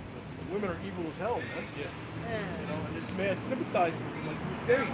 A lot of times, if it's petty crimes, they don't even do any jail time, man. They'll just let them go. You know? But as we said, women shall pass a man in society. Yeah. Women is uplifted here, man. Yeah, that's an unrighteous decree in itself. Well, see, they also do that domestic violence on Jake and everybody else, so they can strip you of your rights. First Amendment and I think it's the Second Amendment, so you don't have no their arms. They want to make you violent. If Jake was possible to carry his firearm out, Edomite, you think they can really push up? Yeah. That is true. They strip you of any way possible to dangerous. And I think you lose your rights also. Once you get in the system, you can't refuse the rights to show identification. You can't refuse the right. You lose rights to be in search. You know. So yeah, man, it's all bad. But Jake never really had no rights here in this country, man. He's not even seen as a human, a complete human being. Yeah. A three-fifths a human, Yeah, the Constitution. which is still written in the Constitution unto this very day. You know? And That's we how ain't gonna they get no feel. justice on this side. That's right. That's why we hasten the day, man. For Yahweh Hashem Yahushai to return, man. To get us out of here, man. That's right, bro. Hell yeah. I got the scripture reading this. The book of Sirach 34 and 14. It says, good is set against evil, and life against death. So is the godly against the sinner, and the sinner against the godly. So, There always be that separation. All right, you know, hey, there will be the good and the bad. All right, and the Lord has us, you know, to where we're in the right. All right, speaking up against the evil, the wicked of the world. All right, the ungodly. yeah, that's the balance that the Most High has set in this world. Yeah, Evil versus good. yeah. Light versus dark. Jacob versus Esau. When Jacob, when Rebecca was pregnant in her womb, what did the Lord say? He's like, 2 nations are in that womb. Warring against one another. They're gonna go against each other. And in the NLT, it says 2 rivals. Yeah, that's that hatred, you know? That's that perpetual hatred. Jacob and Esau, 2 rivals striving in their womb. You know, so there ain't gonna be no coming together with Esau. Yeah. All right? Esau ain't gonna be, holding hands with you in the kingdom, man. Ain't gonna be no Edomite in the chariot, man. Our people, that's what they want, man. They're gonna be in chains, man. Chains, right? You're gonna be in pits. And that's the will of the Lord. It says, so look upon all the works of the Most High, and there are two, one against another. All right, so that's how the Lord has set it up. Man. All right, that one against another. Man. All right, good versus evil. That's what the Lord told our foremothers. Like, look, they're gonna be against each other pretty much. Yeah, They gotta be separated. Yep. Separate. 2 different nations. Separate. One gonna be stronger than the other. That perpetual hatred. Yeah. That's it. The whole thing about it is that Most High created both sides. Yeah. Yeah, There's bro. no point trying to war against the Most High. That's why they say. Yeah, God. That's why they say a coin has 2 sides. It's still the same. It's still a coin. You know. Yeah, quick precept is Isaiah 45:7. I form light and create darkness. I make peace and create evil. I am the Lord do all these things, man. And your best nations can fear the Lord, man. A lot of people don't want to fear Yahweh Hashem Yahushai. That's why they don't have the knowledge. That's why they're going to be ultimately, that's why they're going to be destroyed. People think that with all the evil that's happening in the world, they think it's out of God's control. What? Yeah, I think that Satan is out here doing whatever he wants. Yeah, bro. You know? These people are lost, man. Satan has to go to the Most High for permission to do something, man. Yeah, bro. If you don't rule both sides, how could you be omnipotent? Right. The Most High rules light and darkness. All right. Yeah, he's right. He creates the light and he creates the dark. He makes peace and he creates the evil. If it would be done in the city, have not the Lord done it. All right. That's why you got to fear Yahweh Hashem Yahushai, man. He's the one that puts this hell upon you, man. Hey, that's why it's so beautiful to know Yahweh Hashem Yahushai. It says, them that are troubled rest with us, because you get a peace of mind when you understand who's in control of the wicked and who created this type of wicked ass person. Right. You know? You understand, like, damn, man, why is this world like this? Why is all this shit happening? Because you know the Most High has control, and eventually they will be taken out of power. Real quick, it's Proverbs 1:7. Fear of the Lord is the beginning of knowledge, but fools despise wisdom and instruction. The fear of the Lord is the beginning of that knowledge, man. So our people know 2/3 of our people, that is, they don't fear the Lord, man. They despise knowledge, wisdom, and understanding. That's why the Lord has to destroy them. That goes back to us hating 2/3 of our people. Yes, we do hate 2/3 of our people right now.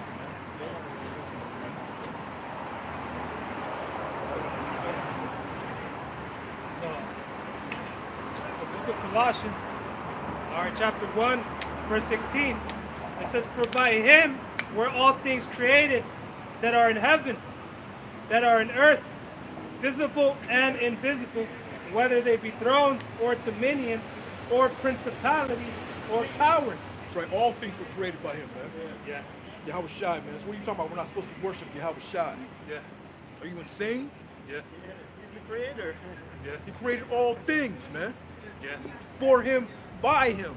All right? Everything was created for him, by him, man. Hey, bro, even in this world, someone creates a company, Elon Musk. Let's just say Elon Musk. He gets praised for him being a creator, right? Right. How much more the Heavenly Father's Son that created all things on earth and things we can't see? He created the Smiths. Yeah. He put the knowledge in these devils to create that nuclear missile to destroy themselves, man. Yeah. Ultimate chess player, man. He controls both sides. Hey, cause the elite's plan, they know about the nuclear missiles, but they don't plan on using them. Yeah. They plan on using them to scare the people. But it's not up to you, man, because like it says, all that men of that confederacy have lifted up their head against thee. Or if you're paraphrasing that scripture. But all your allies, all the nations that joined league with you to establish this new order, eventually they're gonna turn against the elites, man. Because all nations, the nation of Ishmael, nation of Moab, and so forth, they all have their own elites that are all in cahoots with Esau Edom and building a one world government. Alright? And these heathens, they don't like you Edomites. You think Jing Jinping like you Edomites? You think these Moabites like you Edomites? They just forbear you Edomites. Alright? That's why the scripture says in Revelation 11, the nations were angry. They don't like you Edomites.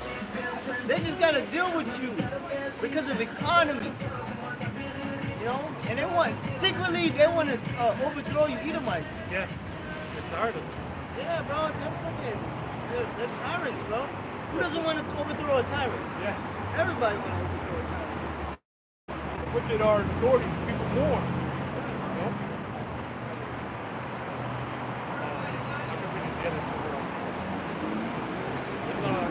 It says, for by him were all things created that are in heaven and that are on earth, visible and invisible, whether they be thrones or dominions or principalities or powers, all things were created by him and for him. And he is before all things, and by him all things consist. Even All right. go ahead, bro. No, I was just going to say, adding to that brother's point in Isaiah 45, man, hey, the Lord is the one who created all this country. All right, and gave the blueprint to his son. All right, both the good and the evil. All right, all of it is the will of Yahweh Bashem Yahweh Shai. Yeah, even the American government, these elites, they think they plotted together and created the American government. Yeah. And they created politics. No, the Most High created all of this. Yeah. Before you even thought about it. The Most High created your New World Order plans. Those are the Lord that put the spirit of America's forefathers to come up with the amendments. Yeah. You got the freedom of speech. The Lord put the spirit on them to come up with the freedom of speech. You have the right to freedom of speech. So we can go out in the highways and byways and teach His word. Most High is Because good. you couldn't do this in Russia Yeah. or China, Hey, just look communist country. Just look at the Jakes are trying to do it in Ghana, in Africa. All right, you know, they got tear gas all over. Talking about the IUIC and shit. Verse 15. Hey, bro, even the Second Amendment, Most High put that in there so the Civil War. Because the founding father supposedly was Abraham Lincoln. He's the first president, according to Esau. George Washington. George Washington. Oh, Abraham. Damn, Come on, bro. I'm slipping, bro. It's like, so he put You're it. confusing me right here, man. He put it in there saying that just in case the people have to fight against the government. That's why it's in there. Just in case like the government becomes a tyrant. So Lord said that on purpose for Isaiah 19 to happen. The Egyptians against the Egyptians. Most High's cold, bro. This brother wanted to get the verse 15. This is Colossians 1:15. It says, who is the image of the invisible God, the firstborn of every creature. The firstborn, man. The first spirit ever created, man. And Yahweh Shai created everything else. That's right. All right? And yes, we're supposed to worship Yahweh Shai, man. Yahweh Ba'ashem, Yahweh Shai, man. All right? Just wanted to make that point. Every knee shall bow. Every tongue shall confess. That's right. And it says every to name includes these other nations. Everybody. Everybody's gonna know who the Lord is. All right, Lord's will put down all these idols. You're gonna have no one calling on a damn idol, man. Yeah. Or a false god, because the only God has appeared. That's right. That's right, man. What the Lord say to those that don't want to worship Him, man? The Lord said, Bring them hither and slay them before me. yeah, man. Someone has to play that role, right? Yeah, because you are gonna have, Okay. you are gonna have people that are not gonna want to worship the Lord. You're gonna kill a lot of people that day. God's gonna have us kill a lot of people that day until they realize, shit, we just gotta get in line. That's right, man. There's nothing we can do against these people. We're not people against these gods that come and taking over the earth. God, that's right, man. Yeah. That's right. And the scripture says the fear of the Lord is the beginning of wisdom. They're going to learn to fear the Lord the hard way. That's right. And then they're going to finally submit. That's right. Every knee shall bow, man. Every tongue shall confess. You say you had something? Oh, I had the Greeks of the brothers quoting. Oh, okay. What was it? The Philippians. Oh, every knee shall bow? Yeah. There's the book of Philippians chapter 2 verse 9. It says, Wherefore the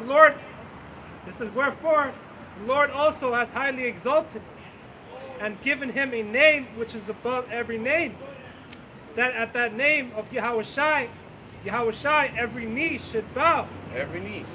of things in heaven. Yeah, go ahead. Oh, it says, Knees going to actually touch the ground. Touch the ground. All knees. it says that at that, Knees, your forehead gonna go touch the floor too. that's right. That's right. You're gonna know who that is, man. You're created. Hey, you remember Nebuchadnezzar, he exalted himself. What did the Lord do? Put him on all fours. People going to be put on all fours, man, to worship the Lord, man. Yeah.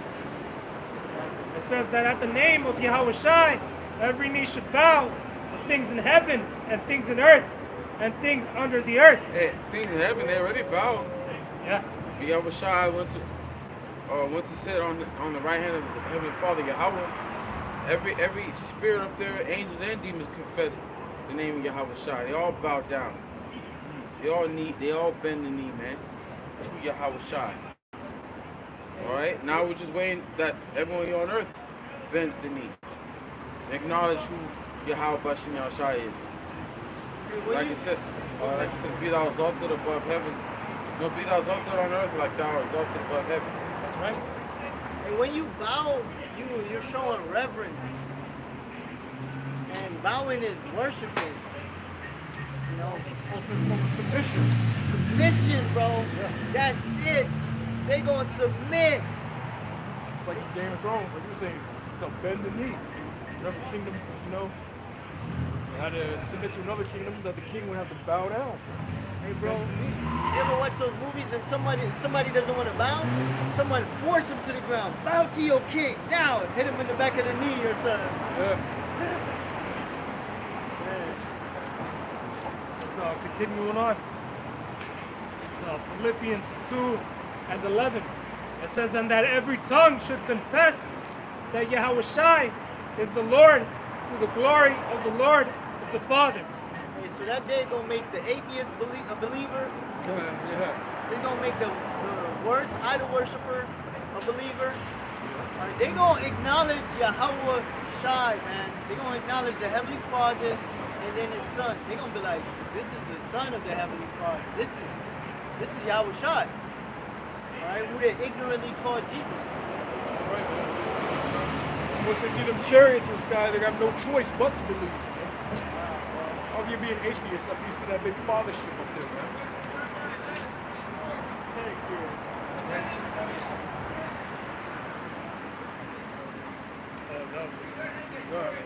Not only is everybody going to bow down to Yahweh Shai, they're also going to bow down to his joint heirs, man. Yeah, the elect. Yeah, when it's Isaiah 49:22.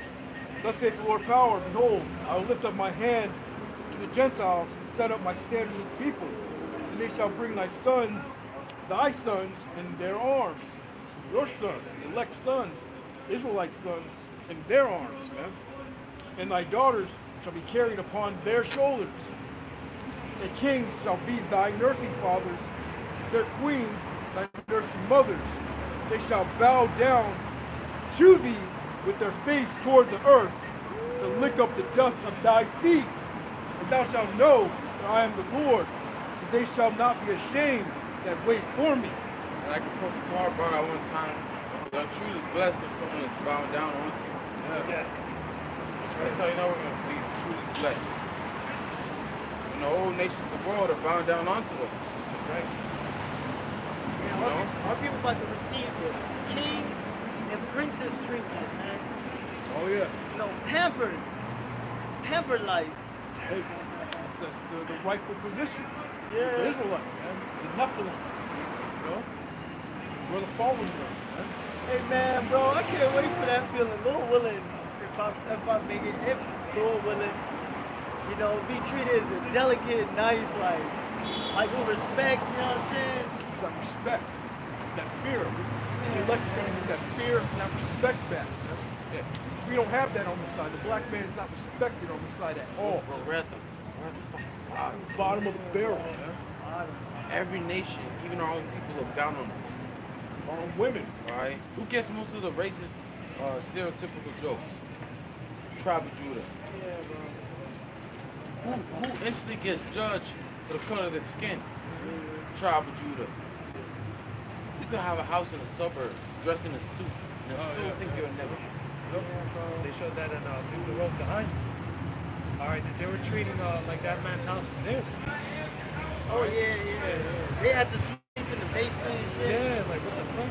That's how they treat. Oh, they just killed the people. Took my house. Yeah. The fuck? But anyway, I have the word blessed. And the Hebrew word is barak. That's the say blessed in Hebrew is barak. Barakatah, bless you. You know? The word is to bless, to kneel. Woo! Right? Really? To cause to kneel. To be blessed, bless oneself, to praise, salutes. You know? So to be truly blessed, someone is kneel, they bend the knee. You know? If you're not blessed here, man, you know, these other nations are not bowing down the knee to us. I remember we had these other camps having Edomites get on the knees. But that's nothing. That's all in vain. Yeah. Unless you got Jacob. Oh, I can't say he's dead now. Unless you got one of the Rothschilds, one of the elite families doing it. Yeah. You know, that actually might mean something. Yeah. But all that is vain. It's trying to get Esau to bow down to you, man, because you're still under the curses. You're still in his flesh. Esau's still ruling over you. And who knows, you might actually have a Jake that bow down to you, because ain't no Edomite gonna humble himself like that, man. That shit is vain, like the Apostle Tahar exposed it.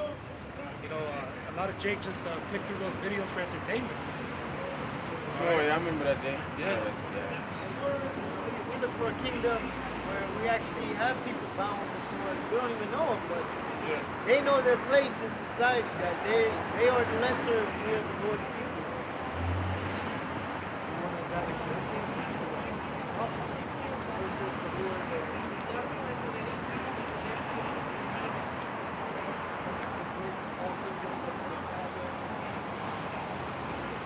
Let's actually. Yeah, you know, we're going to get a rightful position back. Rulers of this planet, man. The elect, starting with the elect, man. You know? Right now, we're judged based because of slavery. That's why we really don't get that respect, man.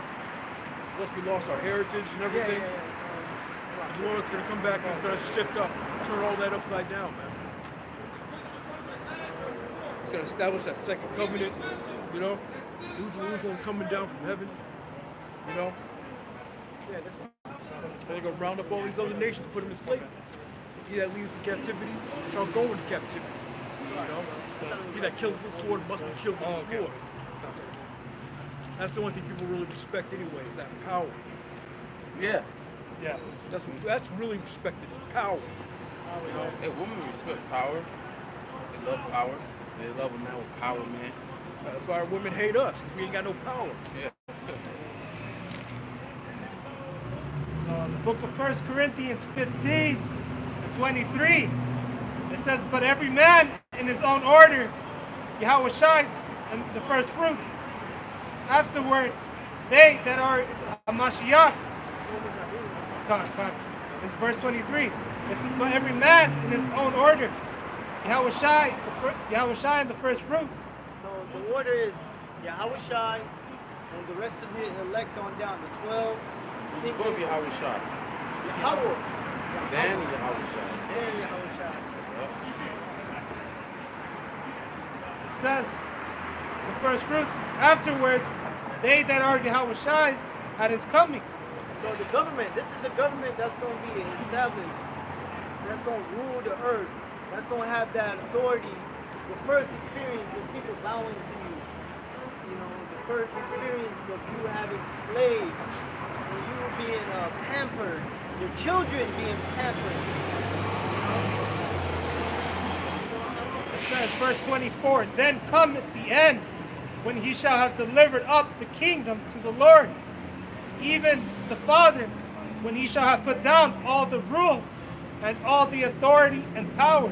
So when Yahweh Shai returns to the earth, he's going to do the Father's will, which is subdue this whole entire earth to the Father and establish his kingdom. You know? That's right. You know, that's where it says in the scriptures, he came not to bring peace, but a sword, man. All right, you know, to bring forth that peace, man, a lot of these nations got to be slaughtered, man. All right, into submission. Yeah, it says subdue the earth, right? Oh, okay. It says, verse 25, for he must reign till he hath put all enemies under his feet. Woo. All right. It says the last enemy that shall be destroyed is death. All right, because that goes into us, you know, being in these new bodies, man. All right, you know, we're gonna be changed, man. Immortality. We're not gonna go off no more. All right, hence we're gonna be immortal. All right, there's gonna be no need for death. They ain't gonna be looking down on us like we just another man. Oh, you just another man. You believe like I believe. Nah, we gonna be. These are the Lord's chosen people. We gonna look. We're not only gonna have the power. We're gonna look the part of power. Yeah. You know, extraterrestrial bodies. Gods. Back to that state. God-like state. So these people gonna they're gonna be forced, even looking upon us, they're gonna force to reverence us. Because we're gonna be in a new estate. Alright? Because when these people look down on us, they see us, they see another man. They think, oh, he's just another man. Yeah. You believe like I believe. No, man, in the kingdom, the separation is gonna be known. Who's the sons of God? Alright? Right. We got some. 1 Corinthians 15:50. Now this I say, brothers, that flesh and blood cannot inherit the kingdom of the Most High. Yeah. It's like this current flesh that we're in, man. All right, you know, it's liable, you know, to go off, man. All right, to follow your lust, your desires, man. All right, this can't make it to the kingdom of heaven. All right, that's why we gotta be changed. All right, Lord's will, you know, we're gonna work. You exactly right, bro. Because this flesh want to sin. That's all it knows. Yeah. It's sinning, sin. It just want to go off. We need perfect bodies to match the mind. The second covenant. Yeah. Turn our fleshly heart, this stony heart, to a fleshly heart. Yeah. We don't go off every. Yeah, and also, you know, every minute your body's dying. Yeah, every second. Every second, a cell is dying, fucking organs is regenerating, something is dying in your body. Like the Apostle Paul said, the outward man is perishing, right, day by day. Crazy. Now this I say, brethren, that flesh and blood cannot inherit the kingdom of the Most High, neither does corruption inherit incorruption. Behold, I show you a mystery. We shall not all sleep, but we shall all be changed in a moment, the twinkling of an eye, at the last trump. For the trumpet shall sound, and the dead shall be raised incorruptible, and we shall be changed. Yeah, a twinkling of an eye, man. That's where you get beamed up. Flesh and blood can't even get in those chariots. Yeah. We're gonna be witnessing Israelites getting abducted. All right, by UFOs, man. All right, they're gonna be changed like it says in the scripture to those new bodies. All right. That should make you excited, man. Yeah. That's something you should want to look forward to, man. That's Tasting right. the day, man. For this corruptible must put on incorruption, and this mortal must put on immortality. We have to. Because if you really think about it, to be above the firmament, we got to change. We got to be in new bodies. You know? Right. So when this corruptible shall have put on incorruption, and this mortal shall have put on immortality, then shall we be brought to pass the saying that is written, death is swallowed up in victory. O death, where is thy sting? O grave, where is thy victory? Man, that brother Zakar was talking about it to people. This seemed like a fantasy, a fictional story. You telling me you're going to conquer death? All these people that live lives, my grandfather, my grandpappy, all of them, they done died and went to the grave. And, you know, life goes on. You telling me we're going to conquer death? Live forever? Be in a new body? Yeah. Really going to happen. I got something. This is Psalms chapter 17, verse 15. As for me, I will behold thy face in righteousness. I shall be satisfied when I awake with thy likeness. All right, when we see how satisfied he is, we know we're going to be just like him. We're in that same angelic body, man. The extraterrestrial body, man. Right. You know that we're not going to be in this flesh no more, it's corrupted, where it takes pleasure in sin. We're not going to be in this flesh where we get sick, get injured. We can die at any time. Hey, we can't have, we know we're not going to die. We're going to live forever. And not just live forever, we're going to be forever young. Forever young. Forever, ever, man. Well, we see, we live throughout so many different generations. Or you may have a particular servant in your house. Alright? You may see it, alright, it's time for you to go, but I'll see you again. You come back, make sure you're good. Come back as my servant again. You know? Yeah. You see that servant wretched old. It's all good, you're gonna go to heaven, come back, and you wake up, certain age, you're gonna serve me again. You know? And you're gonna look just the same too. That's right. You know? You're not gonna get old. You know? You're not gonna get tired. Eventually we're gonna sleep though. Yeah. We're gonna really sleep. Right. We're gonna really get to live. Yeah. We're gonna really get to have the time of our life, man, not worrying about getting sick, getting tired. You know?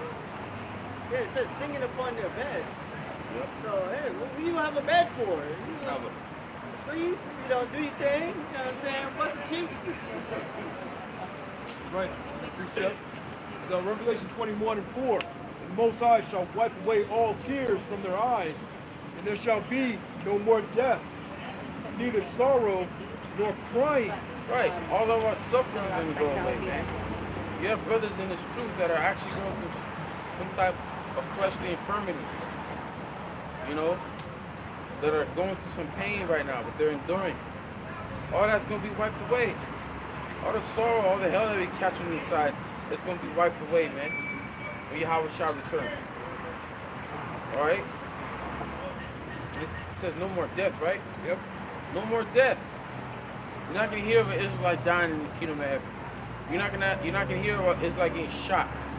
All right? Or having a heart attack. All right? Getting killed by the cops. Okay? we're gonna be the one that's gonna be doing the killing. You know, we're gonna enjoy the earth that the Lord gave to us, and then some. Yeah. Whole universe, man. Many mansions, the Most High's house. The Most High shall wipe away all tears from their eyes.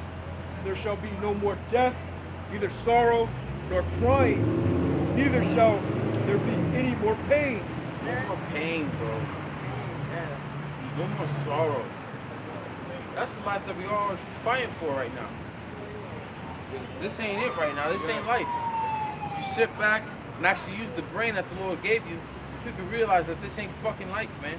The Lord didn't create us, His people, to be a slave, to be slaves, to be in this condition, to wake up by an alarm clock every goddamn morning, just to go to work.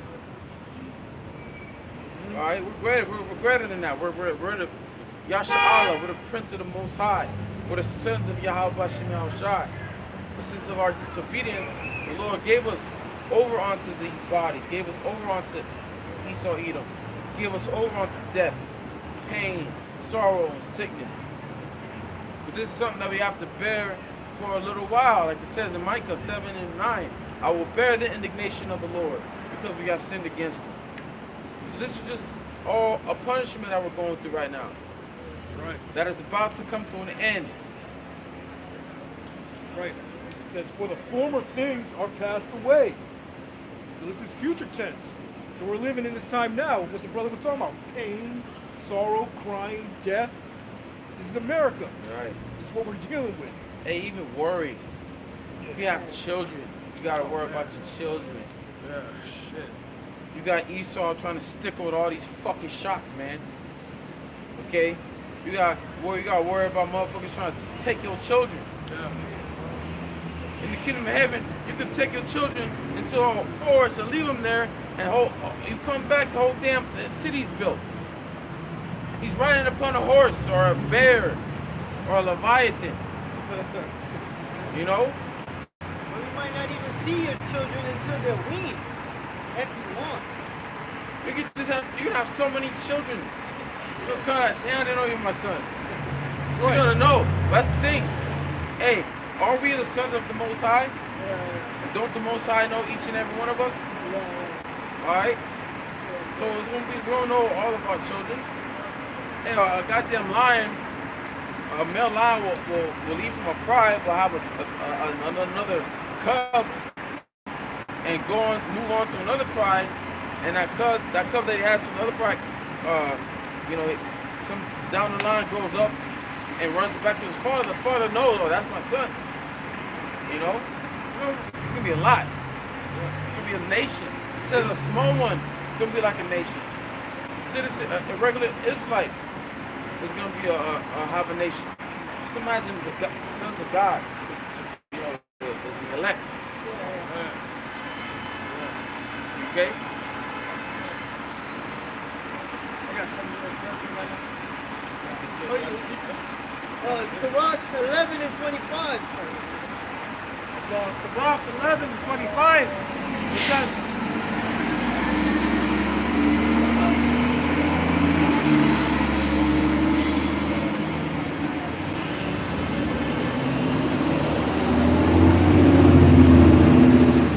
Sirach 11 and 25, it says, in the day of prosperity, there is a forgetfulness of affliction. And in the day of affliction, there is no more remembrance of prosperity. And when the Lord said He's gonna wipe the tears away from our eyes, we literally not gonna remember. We gonna forget about what we went through. We gonna still remember, but we gonna be in our prosperity, man. When we have an understanding, we understand why. Yeah, we understand. Yeah, it's not like you don't know what you've been through, man, because it's gonna be written in the book, in the scriptures. If you're of the elect, that means your name's written in the book of life. Okay? There's gonna be the stories are already, your story, what you went through in this truth is already written, but now we're just playing it out.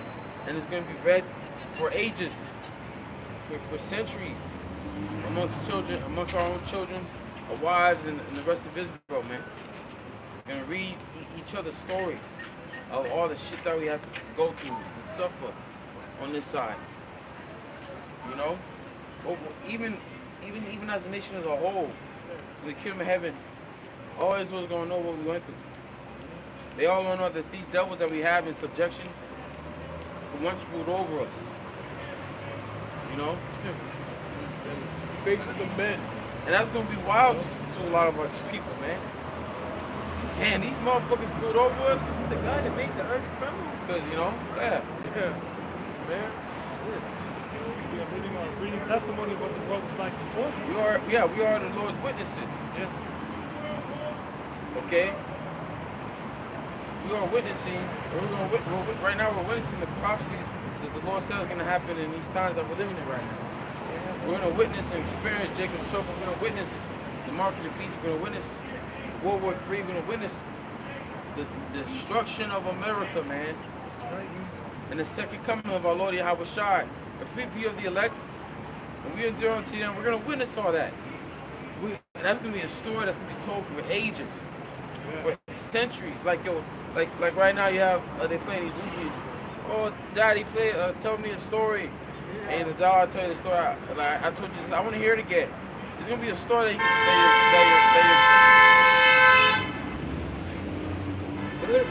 it's gonna be a story that your children never even get tired of hearing or reading of. Yeah. Yeah. It's going to be a new high holy day, man. Deliverance. I'm not going to talk about Egypt no more, man. But hey, how the children of Israel were delivered out of the North Country. You know? Even in the times of Yahweh Shai, in the temple, they will open the book and go into the laws. Really, they're going into the stories of old, like King David. They're going into Moses. Yeah. You know. That's how Jake's gonna remember their former iniquities and be ashamed. But, you can't wait to know what it's like to live. I was thinking about this week. I want to know what it's like to live. Shit, cause like, you know, that may be crazy. You living right now. This ain't fucking living though. We're not supposed to live like this, man. I want to know what it's like to be righteous, not getting no more wicked thoughts, man. You know? I want to know what it's like to wake up happy. Wake up, yeah. Shit. Man. Every day, waking up happy. When I experience what it's like to have true health, be healthy to the utmost. Health. Experience what it's like to go to the outer galaxy, man, to another planet. Hell, what it's like to be in a chariot. Man, I want to know what it's like to run without getting tired. Walked up here. God damn it. What it's like to eat real food, man. Yeah. Sometimes I watch YouTube videos and I turn it off because I get pissed off. But I see like around the world, like beauty around the world, the people going around. Yeah, TikTok. It's so fucking nice. Yeah, they're on a water that's so clear. Like you can see your feet in the water. You know? Yeah. So there's one video. I think it was out in Switzerland. They had this huge mountain right behind the city. That was so beautiful, man. But you don't get to experience that here. Hey, you get to experience, but you need money. Yeah, bro. We don't have money. We don't have money. You need PTO. You need PTO, paid time off. I gotta make sure, let me see how much paid time off I got, man. Fuck this shit. And even then, that shit's not gonna cover the expenses, bro. She can't. And then, This is the book of John, chapter 10, verse 10. It says, the thief cometh not, but for to steal, and to kill, and to destroy. I am come that they might have life, and that they might have it more abundantly. Got it. life, like this brother talking about, man. Man, who's gonna give us that life? Yahweh Shai. There you go. Yahweh Shai is gonna give us our life, man. We're waiting for Yahweh Shai to really experience Hey, life. read that again, Bible. It says, the thief cometh not but for to steal and to kill and to destroy. All right? Fucking Esau, Edom, fucking devil. That's why our lives is hell. Yeah, he's anti-life. Esau's anti-life. They're trying to chip everybody, man. Do you understand? Once you get chipped, you can kiss your privacy goodbye, man. They're gonna know where you at at all times. They're gonna know what you buy. You know, they're gonna be able to control you.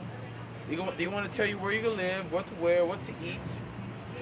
You know, they want to ultimate control the people. That's not life. You know, you're not free if you have this fucking chip. You're a slave. All right, you're a slave. And taking this, you're acknowledging that you've always been a fucking slave. At the pinnacle of this, people are gonna find out how much this man really hates life. He wants to control life. You talking about, hey, Jake complained about how to get taxes, right? Yeah. And you can only avoid taxes for so long. Until they get you on. You can only avoid that parking ticket for so long, right? Not pay your registration for so long. But eventually, once you get this shit, whatever you owe the government, they don't need you to pay. They'll take that shit out of your check, whether you have it or not. Take that shit out of your digital income, universal basic income. They'll just take that shit. You know? These devils, they're not about life. They're not about letting people live and enjoy the earth. They're all about control and oppressing these people. This is why Yahweh Shai is going to come to give us life. Because this ain't it right here. That's why we want the Lord to come back. Right. Finish that. You said. This is Yahweh Shai says, I am come that they might have life and that they might have it more abundantly. Man, we have walked years and years upon this earth. And you had little moments and shit. You know, you had moments where you smiled, you felt a little joy. But you ain't had no moment where you lived life to the fullest. Never. Man, you can live life to the fullest with him.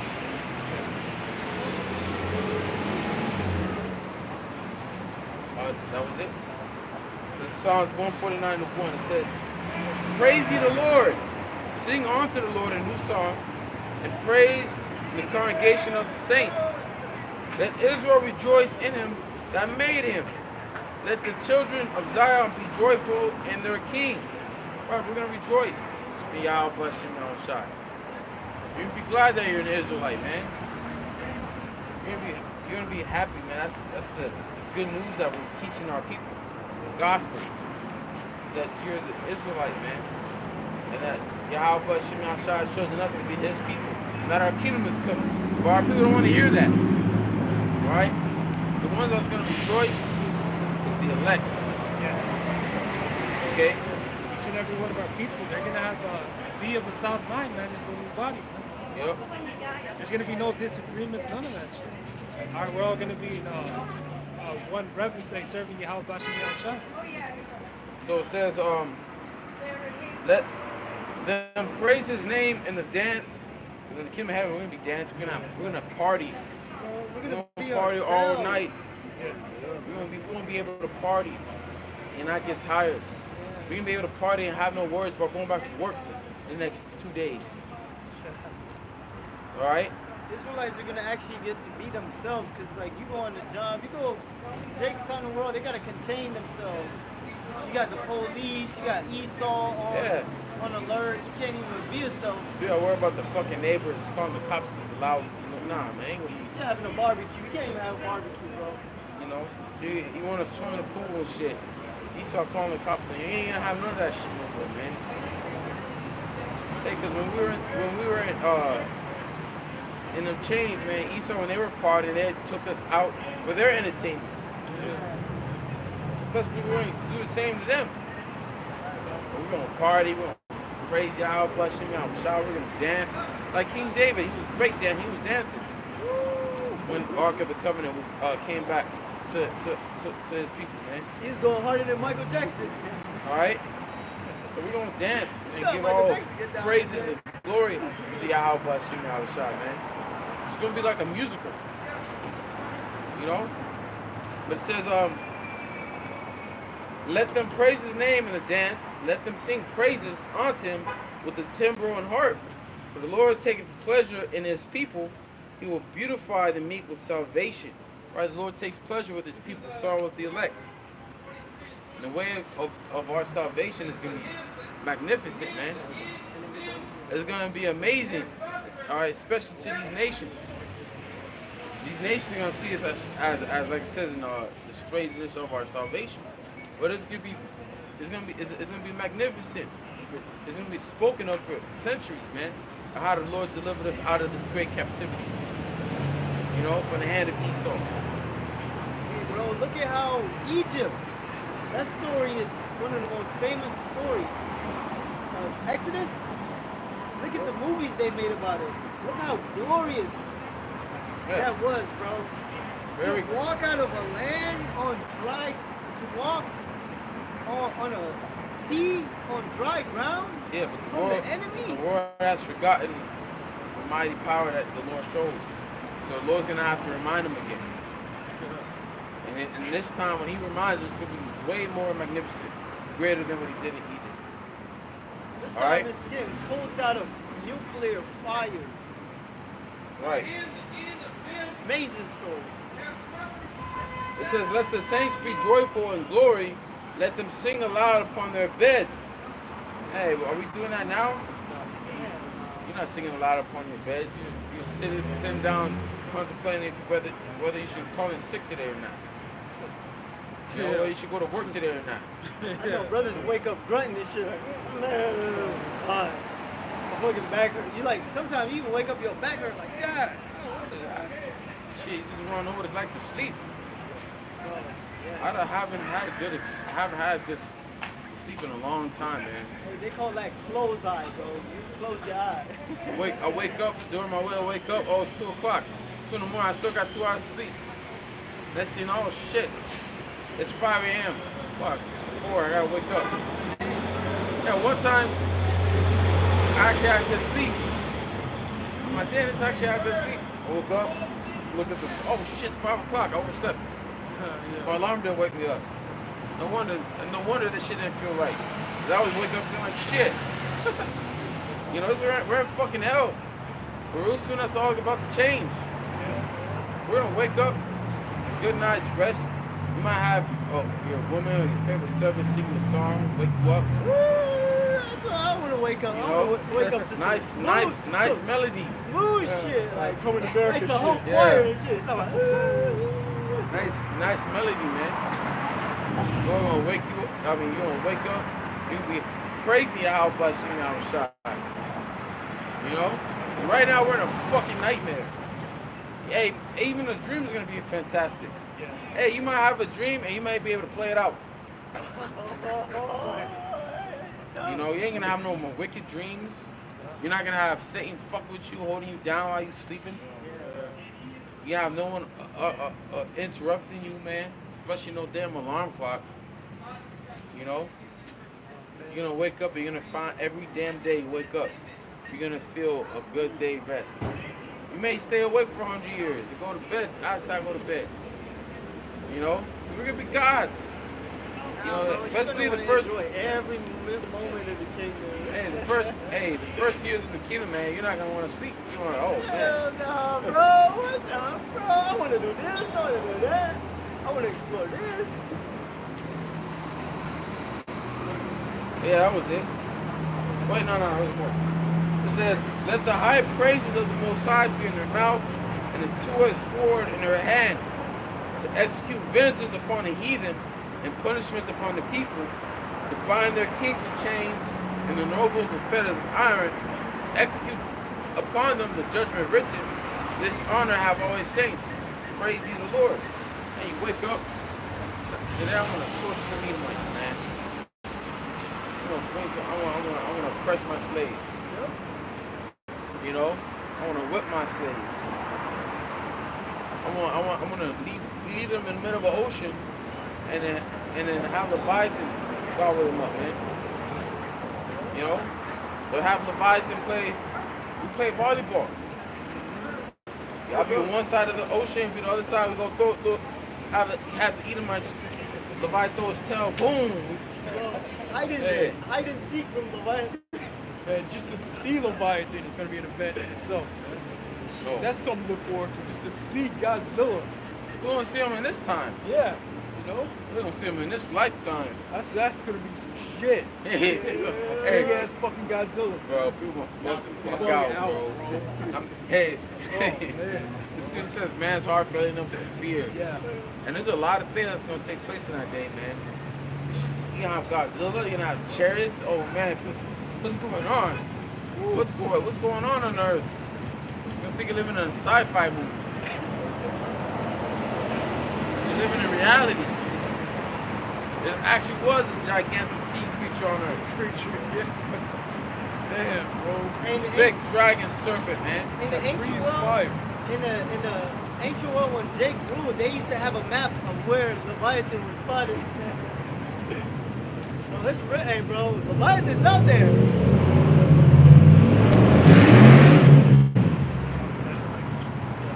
So, the book of Micah, chapter 4, verse 8, it says, "And thou, O tower of the flock, the stronghold of the daughter of Zion, Yeah, the tower of the prophets. Sitting upon the tower, standing upon our watch, man, watching for what he will say unto me. What I should answer when I am reproved.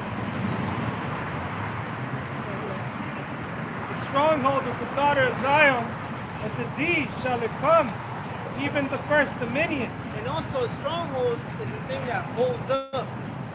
Like if some city's getting attacked, that's the prophets, man. We're gonna hold up, Lord willing. We're gonna endure. You know?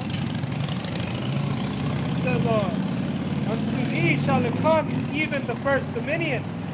The kingdom shall come to the daughter of Jerusalem." Yeah, the first dominion. We're going to be the first ones to enjoy the reign with Yahweh Shai. See the king be built up, seriously. You know how Jake that's going to come, be born into the kingdom, but haven't seen it being built up. They're just going to be born blessed. Yeah. You know? They're going to become spoon fed, everything given onto them. Shit, you're going to have Jake that's going to be born after them Edomites get exterminated. Think about that. We got to explain to them what an Edomite is. Yeah. Pull up an old holographic site or a picture or something. Yeah. Because you're going to have, hey, just because Esau's exterminated don't mean we're going to start having babies. We won't be having babies. Man, that's going to be magnificent. Every woman you sleep with, It's gonna be a baby. every one of your wives, every time you have sex, you're going to be born. You're not going to have no more stillbirth, no more barren. You're not going to have no more of a Hannah or Rebecca or what was it, Hannah. You know, she couldn't give birth. You know, she couldn't, bear children. The Lord opened her womb. Hannah? You know, right. Or Rachel, no more Rachel. Bro, Well, you're not gonna have a woman like Rachel, or Rachel, she was barren for a certain period, of time, but the Lord opened up her womb. All women are gonna be fruitful at the point. bro, I've met They're gonna be able to bear our children. I've met women like that. They're miserable. Like they've lived like a whole to like 50 and Yeah, because they didn't live there for the purpose, which is to bear seeds, which is to bring forth a child. You got gobbled up in Esau's philosophy where you could work like men, get a nice house. You don't need to have children. You can get a nice job, and, Yeah. They got kids without the labor pains. And they're actually want to have babies. You know, having them. You know, it's gonna be a blessing to actually have a kid, man. Yeah. Spend time with your kids. Be able to raise up your kids. See You 'em. spend time, bro. Yeah. Raise them how you want to raise them. Raise them how you're supposed to raise them. Yeah, have no one down your throat. You ain't got to be worried about him, like you were saying. Leave him out there in the wilderness, your backyard. Come back, he's riding on a lion, man, having fun with his lion pet, or whatever. Yeah. You gotta watch kids, even in your own house. Yeah. You gotta watch your children, man. You want to end up getting some fucking bleach, drinking it on accident. You gotta rush to the hospital. Yeah. You ain't have none of that. Some predator, some child predator, PDF file, Yeah, trying that's to some shit. snatch up a kid. I'm at the store and I see a old or anyone just staring at my kid. I give them a mad look. Well, regardless where I'm at, if I'm with my family, I have a mad look anyway. You know, she don't want to be all happy or no, man. It's not that. There's just weirdos out there. There is, bro. You have to got them kids. You have the playground and you have no kid and you're just over here watching kids. That's kind of weird. It's kind of suspicious. You had that Kanye West. He was in a car and I just had these creepy ass photographers like take pictures of his kids and shit. You know, to where he had like cut that shit off. But that's that weird shit that goes on in the world.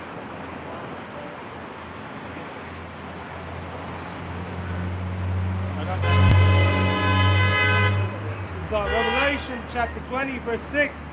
It says, "Blessed and holy is he that hath part of the first resurrection. And on such the second death hath no power. But they shall be priests of the Lord and of Yahushua, and shall reign with him 1,000 years." Let's start at 4. Oh, it's 4? Let's start at 4. Oh, okay, so Because, hey, man, that first dominion gonna have to be earned. yeah. It's Some brothers might have to earn it the iron way. The what? The iron way. That's from Game of Thrones. That means brothers might have to die. Martyrs, yep. They might have to die, man. Not might. Will. Some brothers have to earn the kingdom by death. It's Revelation 20 and 4. "And I saw thrones, and they sat upon them, and judgment was given unto them. And I saw the souls of them."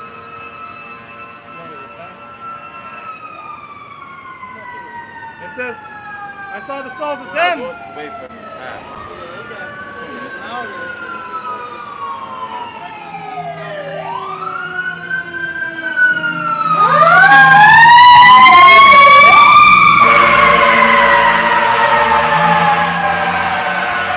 This shit ain't gonna stop one day. Fire trucks gonna be on fire and shit. It says, "And I saw thrones, and they sat upon them, and judgment was given unto them. And I saw the souls of them that were beheaded for the witness of Yahushua, and for the word of the Lord, and which had not worshipped the beast, neither his image, neither had received his mark." Yeah, that's the lot that some brothers are gonna have to fulfill, man. That's probably one of the greatest lots. Yeah. Because Yahushua died for you, right? And if it's your lot to die for Yahushua, hey, that's gonna follow you forever, man. Yeah. Lord said there's no greater honor than one that died for his friend. That's glorious, bro. That's super glorious. That's a glorious lot, man.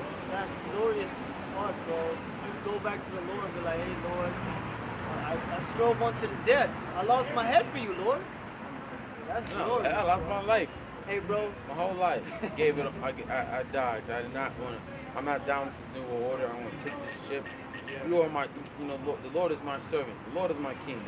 Right, man. I'm not choosing to serve man. I choose to serve Yahweh Shem Yahushua. That's right. You gotta stand on that, even if it costs us. Even if it costs you, us, our lives. You gotta stand on it. You know. Yeah, bro. Even the greatest prophet ever, John. Even the greatest prophet ever, John the Baptist, he had his head. He got beheaded. So, we could be in that position. We could be in that position. Yeah, you're in that position. So we say, "Be thou faithful unto death, Yeah. and I'll give thee eternal life." Man. Be one of the first ones to be in that chair. That's right. Right up there with the brothers that passed on this side. Front row seat. Yeah, front row seat, right there with Yahushua. So it's a win-win situation, no matter what you put in, man. And that motherfucker, whoever cuts your head off, I'll see you in the kingdom of heaven. Ooh, I'm gonna do that shit 10 times worse. You know? Hey, get your head cut off, that's a painless death, you know? You're still dying. You're still dead. It's the anticipation of it. Yeah. It's just, seeing it. And oh my God, you're like, you're in this guillotine, this thing's coming down on you. That's the worst part of it. You know? Yeah, see, they got you cuffed and they're walking you towards the guillotine. Yeah. They got a man with a masked man with a fuck, you know. Ancient Rome style. And that's the hard part right there, man. So that, When you're being marched down to your death, man, you just got to remember these scriptures. Yeah. Pray to the Lord. Maybe an angel be there to give you strength. These Fuck scriptures, y'all. man, if you're in that situation, these scriptures are going to come to your mind. Yeah, for sure. You know, they're going to come to your mind. Hey, Howard Shaw was in here, man. To the point where he was sweating blood, man. So much anxiety he was feeling. Because he knew the pain that he was going to suffer. And he suffered, yeah. He knew the pain. Like, he knew it. He knew what he had to go through, man. You don't know a lot in this ministry. You don't know if that's going to be what Apostle John saw. You don't know if that he saw one of us put on getting to get our head cut off. Right? But we know we're going to suffer. We don't know how. There's no need for us to worry, think about this and that. Just whatever is brought upon us, know that we're able to handle it. The Lord's the one that, whatever He put us through, He knows we can handle it, man. So if you're in that situation where you got to lose your life for Him, He's not only does He know you can handle it, He's going to give you the spirit to handle it, to endure it. Okay, just like Job. Why do you think the Lord bet Satan about Job? The Lord knew that Job was not going to curse him. No matter if he took away his children, his riches, have his wife come against him, smite him with boils, attack his health and all that. He knew that Job was not going to curse him, man. Because he created Job. He created his spirit. Just like He created all of our spirits. So the Lord knows what you're able to handle or not. He's not, if you're of His elect, He ain't gonna put you through something that's gonna destroy you. And that's what you gotta always remember in adversity. You're not gonna go through nothing that's gonna destroy you, but it's gonna build you up. You know?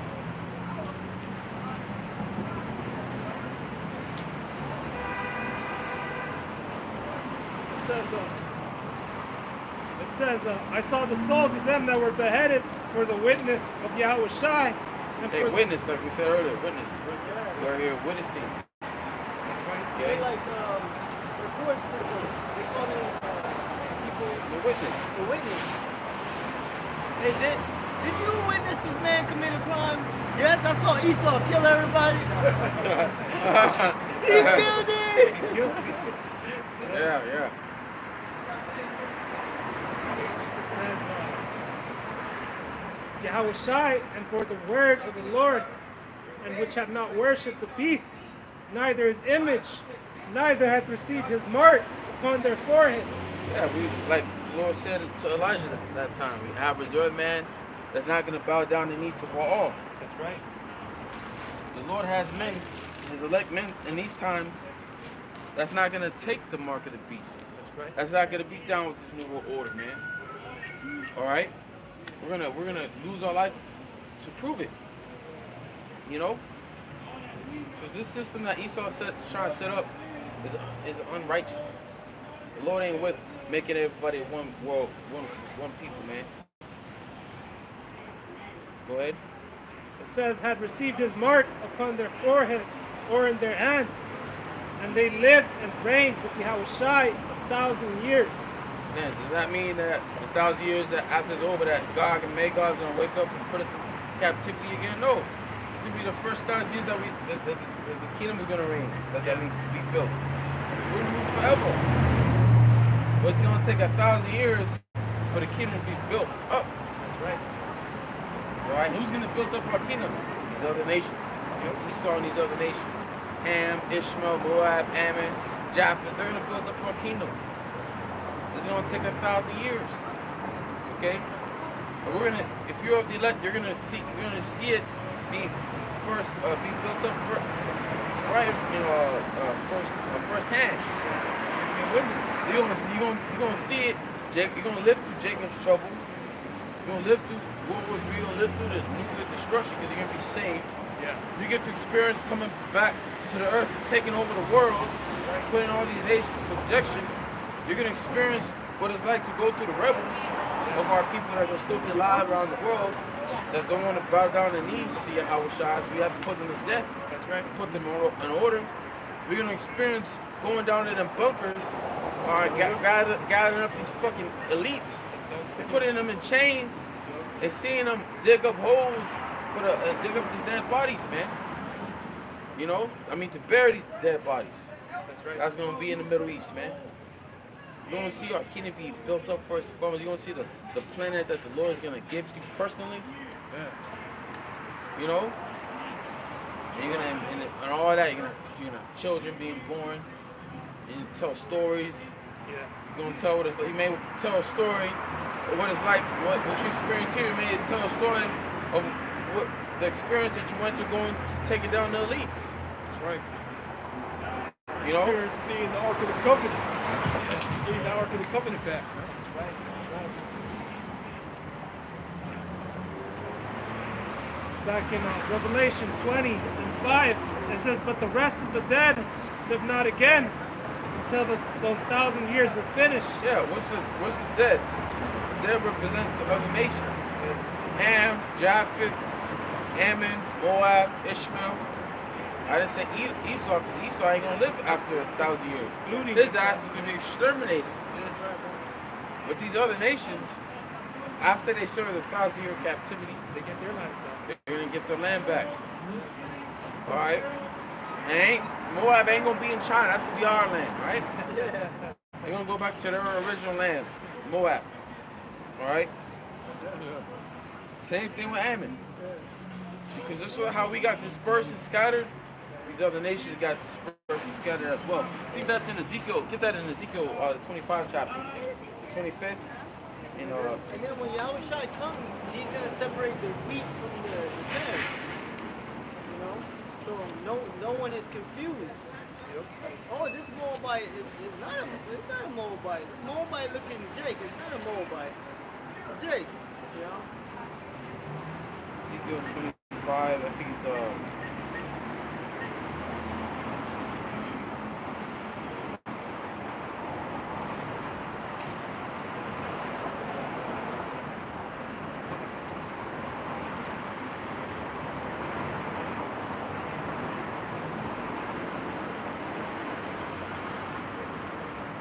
verse 8. 7 or Oh, verse 7 or 8? oh yeah, come on, 7. It's Ezekiel 25:7. It says, "Behold, therefore I will stretch out mine hand upon thee, and I will deliver thee for a spoil to the heathen, and I will cut thee off from the people, and I will cause thee to perish out of the countries. I will destroy thee, and thou shalt know that I am the Lord." All right. So, that's what the. Okay, sorry. Like I say, that's what the Lord did. All right, you know, amen. He spread us across the whole world. All right, we know who Jake is by spirit. All right, but you know they could look like a different nation. All right, it says, "Thus saith the Lord, because that Moab and Seir do say, Behold, the house of Judah is like unto all the heathen. Therefore, behold, I will open the side of Moab from the cities which are from the frontiers, the glory of the country." It says Beth-Sheshemah and Bahaman and Kariathah. Yeah, these were all Moabite cities. All right. So like I said, just like how Jacob scattered, these other nations have been scattered throughout the whole earth. All right. Because Moab actually had a land. Yeah. The Ammonites, the Japanese, actually had a land. Yep. Okay. Even Japheth, they had a land. Okay. I think it's right side of Jordan, right? Their land. We go to let me see. Open them up here. You got it right here? Shows you the biblical where the land of Moab.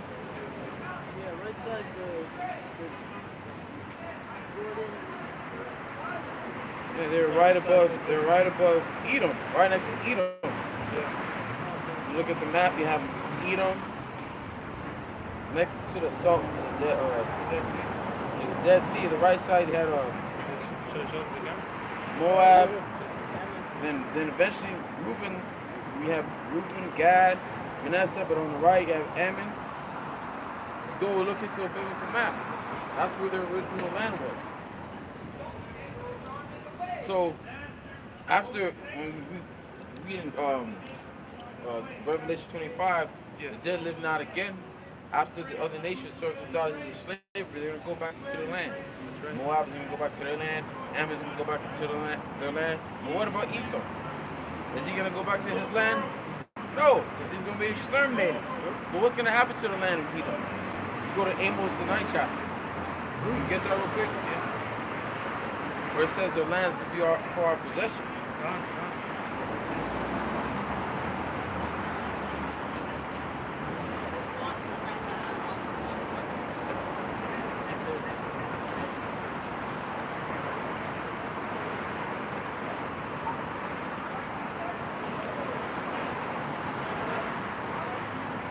Amos 9 and you got it?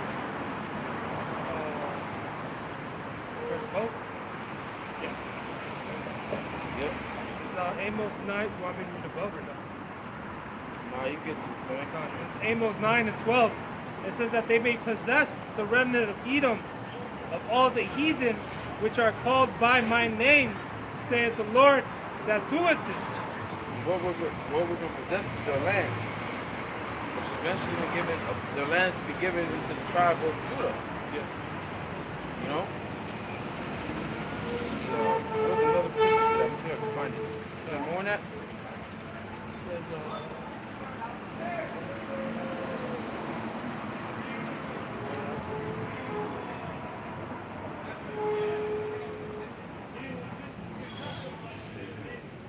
That was it? yeah, I think so. Alright, go back to Revelation 25. It's Revelation chapter 20, verse 5. It says, but the rest of the dead live not again until the 1,000 years were finished. This is the first resurrection.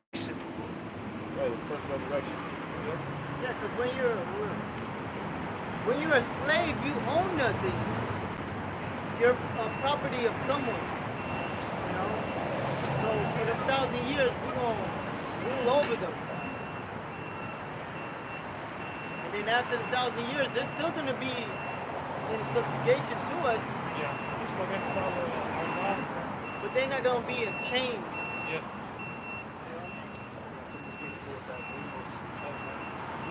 Psalms 2 and 8. Ask of me, and I shall give thee the heathen for thy inheritance, and the uttermost parts of the earth for thy possession. Yeah, I can take over that land. It's going to be our possession, right? Starting off with Yahweh Shai, right?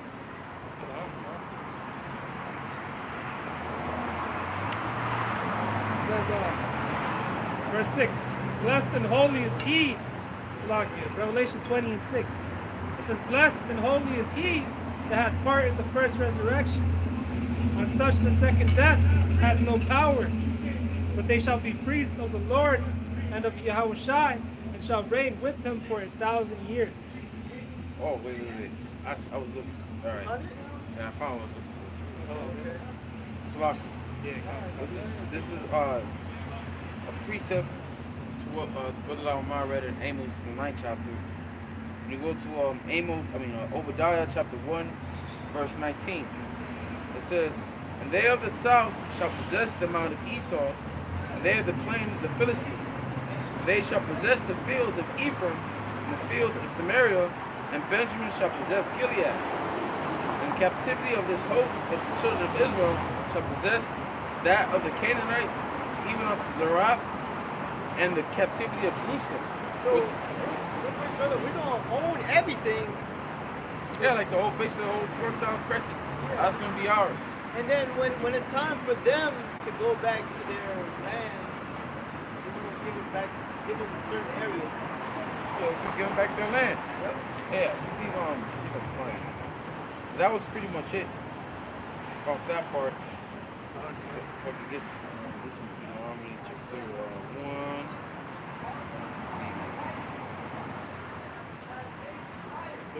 Yeah, because once they're done their due diligence of slavery, building up our kingdom, they're not gonna live amongst us. What the fuck? Get the fuck away from us. Don't go into your lands. Yeah. That's what we're gonna do to you heathens. Send you to your lands. You know? and you go set up your government under our authority. That's right.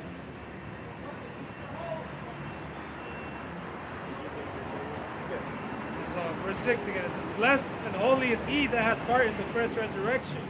On such the second death hath no power." All right, because there is no power. Once you die with those thermonuclear missiles, man, you're not going to witness the kingdom, being built from scratch. All right. Go ahead. So why are you going to be blessed? You're going to have sit upon thrones. It said them that were beheaded will sit upon thrones. You're going to have you're going to reap the first benefits of the kingdom. Yeah. So what if Yahweh Shai give you massive land?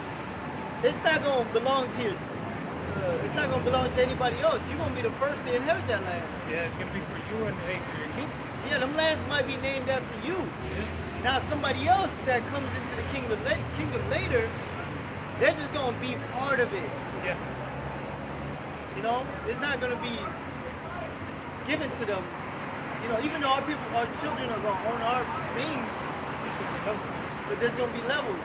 You know, the elect are going to reap the benefits of the first handouts, the first property, cattle, slaves. Our people just got born with it.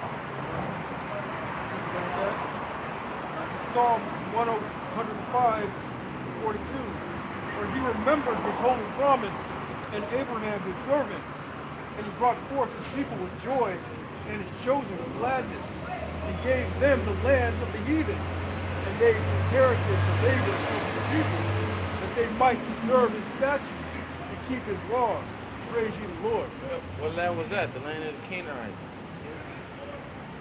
It was inherently our land. The Lord gave it unto us for our possession. That's right. I have another precept. I meant to bring this out earlier. But this is Deuteronomy chapter 2, verse 9. This is when we're in Mount Sinai. Right? This is Deuteronomy chapter 2, verse 9 says, "The Lord said unto me, distress not the Moabites, neither contend with them in battle. For I not give thee of their land for possession, because I have given it unto the children of Lot for possession." So when we were traveling, the Lord had a specific land to give us, which is the land of Canaan. Alright? These other lands, like we just read, the land of Moab, the land of Ammon, the Lord gave them gave Moab a land for possession. Alright, like he says, given for their possession. Even when you go up to verse 4, Deuteronomy 2:4 says,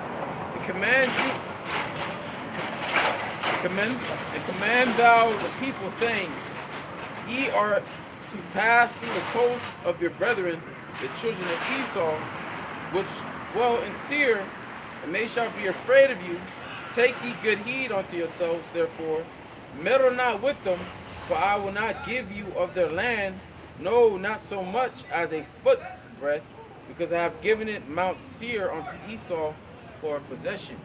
So back then the Lord gave Esau, they had a specific land, the land of Edom, for their possession.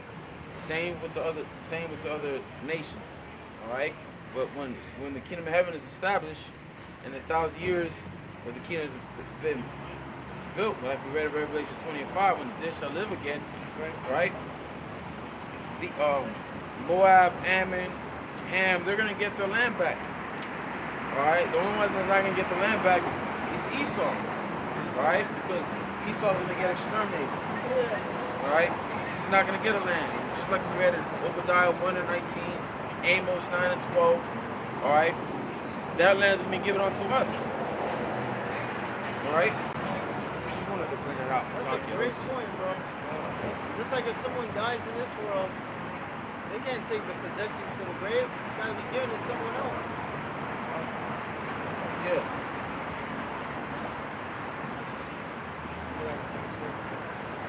It's the book of Isaiah, chapter 60, and I'll start at 10.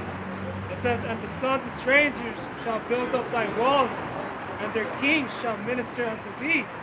For in my wrath I smote thee, but in my favor have I had mercy on thee. Therefore thy gates shall be open continually. They shall not be shut day nor night, that men may bring unto thee the forces of the Gentiles, and their kings may be brought. Because in the kingdom, we're going to have our own economy. And people going to bring in commerce. The Tribute. the best of everything, the best of women, best of oil, you know, the fruits and vegetables, clothing, you know, fabrics, linen, you know, best of everything, man. Right now they're charging us up the ass just for a fucking 5 ounce of black seed oil, frankincense oil, some incense, you know. We're gonna get that all for free, and what they're giving us now is not even really pure. It's diluted, man. You know, some shit that's been in a goddamn container for months. You know. And the heathens are going to be very happy to bring us stuff because they're going to have their own lands. We're going to be fair. We're going to be just. You know, we're not going to go over their country and destroy their minefields just to get rich. You know? Yeah, we're going to rule them righteously and righteousness. We're going to rule them. Righteous on authority, the people rejoice. That's right. Because right now, Esau, they own the world, right? It was given unto them to have dominion of the world. But look what they're doing to it. They're oppressing the people. These different oil companies like Shell, all right, going there to Africa, taking all the oil. But that oil, what they're doing is they're oppressing the people, man. A lot of people can't eat. They can't take care of themselves. They live in poverty. Their land's all fucked up because of what Shell did, man. Taking out all the oil. And that's just one company. You know, you got Tesla, having them young kids mine uranium to build their batteries and shit. You know? They pay them like pennies, bro. Hey, but that's showing the wickedness to the people.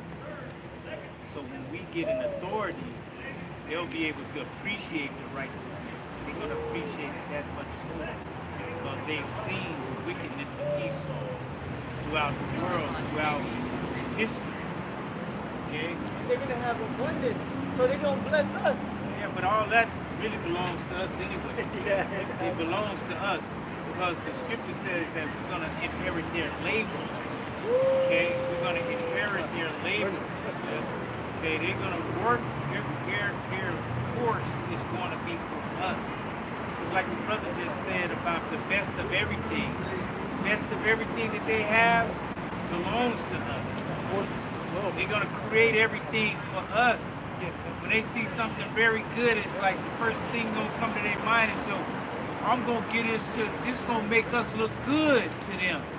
Right? Really, it's spiritual because it says we're a nation of kings and priests. You bring your best, your first increase to the priest. Right. You bring your best to the priest. Right. So they're going to bring all the good shit to us. Yeah, they were created for our sake. Okay, the Lord created them to be under us. But him being so fair, he let them be over us first. You know? And when we be over them, we're gonna be over them forever. Yeah. For eternity. It says time and chance happens to all men. Yeah. So all nations had a time to rule. Yeah. Even more if they had a time to rule. Whenever you had the children of Israel in captivity, that shows the time that you're ruling. In the Babylon, when they ruled, who they had in captivity? The children of Israel. Medes and Persians, who they had in captivity? The children of Israel. The Greek Empire, who they had in captivity? In Hellenized, children of Israel. Roman Empire, children of Israel, who they had in captivity. America, Rome all over again. Who they have still in captivity? The children of Israel. Alright, so all nations had time to rule over us. And that shows you that we're God's chosen people. You got the water? That shows you that we're God's chosen people. We're not left alone. Like you see how Japhet is left alone? Yeah. We're not left alone. Right. You never hear about no other nation's people being hunted, being destroyed, being mutilated mercilessly, on and broadcast to the world. and no one comes to our aid. Nobody. That's Psalms 83, because they are all in it together. They're confederate with one another, yeah. Okay? Yeah. They're all confederate together, and they come against us. Okay? Because they understand who we are. He says our people don't understand who we are. Yeah, You know? give it a name for our suffering. Right. We're getting lynched. Yeah, You hear the word lynched, what do you think about it? exactly. You know? Yeah. Willie Lynch. Yeah. Willie Lynch wrote that book. Didn't he write a book? Yeah. The Willie Lynch letter? Yeah. Okay, how to keep a make a slave, a perpetual slave. That's a reference Okay. to us. Yeah, You know? exactly. And that's still going on right now. Okay? But these nations, they've had their chance to rule. Okay? And you can see it. You can feel it. You can feel that they're coming down. Okay? Huh? It's okay. Just let it roll. Let it roll. Yeah. You can see it and feel it. That these other nations are coming down. And that we're coming up. Okay? That's why you see all the killings of us and stuff. You know, truck drivers getting killed. You know, everywhere you turn is one of us getting killed in a situation where they unaliving us. Trying to. Or trying to. Exactly. That's why if you're a truck driver and you Jake, you gotta know where you at. You Yes, gotta pay like attention 5 to minutes away. downtown, shit like that. If you do a Dollar General account for whatever truck company, shit, that's a lot of Dollar General stores are in them Edomite areas. You gotta be very careful. But regardless, wherever you go, we're in a valley of the shadow of death. Everywhere, Jacob. You know? Everywhere. We're in it. All the other nations are looking down on us. Okay? Thinking they're gonna devour us. Not knowing that the Lord is gonna lift us up. The Lord is gonna lift us up. He's the one that put us down. And he's the one that's gonna lift us up right in front of these nations, man. He said he's gonna repay his enemies to their face. It's all part Okay. of the script. The Lord was going to bring us down and bring us back up again.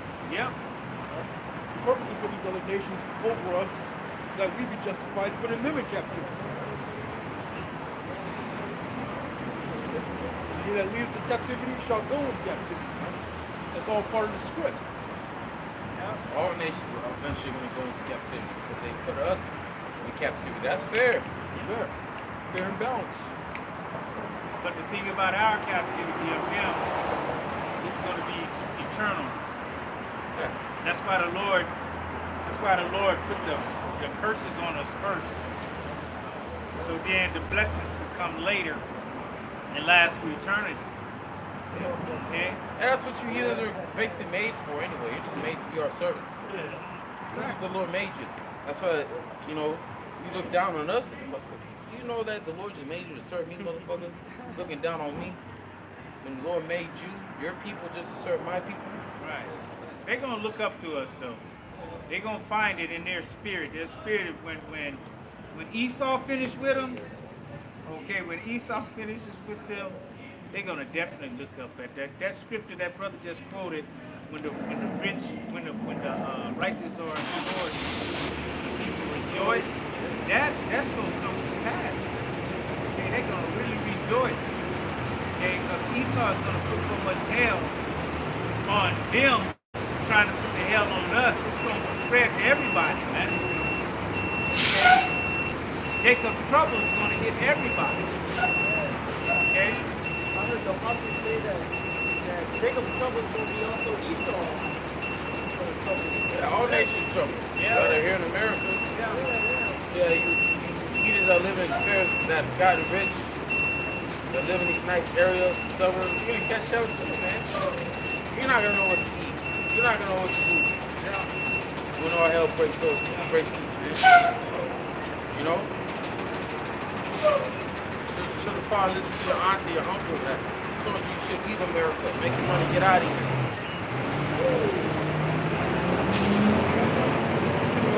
So Isaiah 60:12 says, "For the nation and the kingdom that will not serve thee shall perish. Yea, those nations shall be utterly wasted." best believe you're gonna have nations not gonna want to serve us, and we're gonna have to make an example of them. Yep. We're gonna have to remind them who the fuck you're fucking with. Yeah. That's right. Exactly. Satan is still going to be on those other nations. They're going to have that rebellious spirit. Which is good. I want to have fun in it. But they're going to remember about Babylon, or these niggers. They're going to let these niggers tell us what to do. They're going to have that spirit in them. Yeah.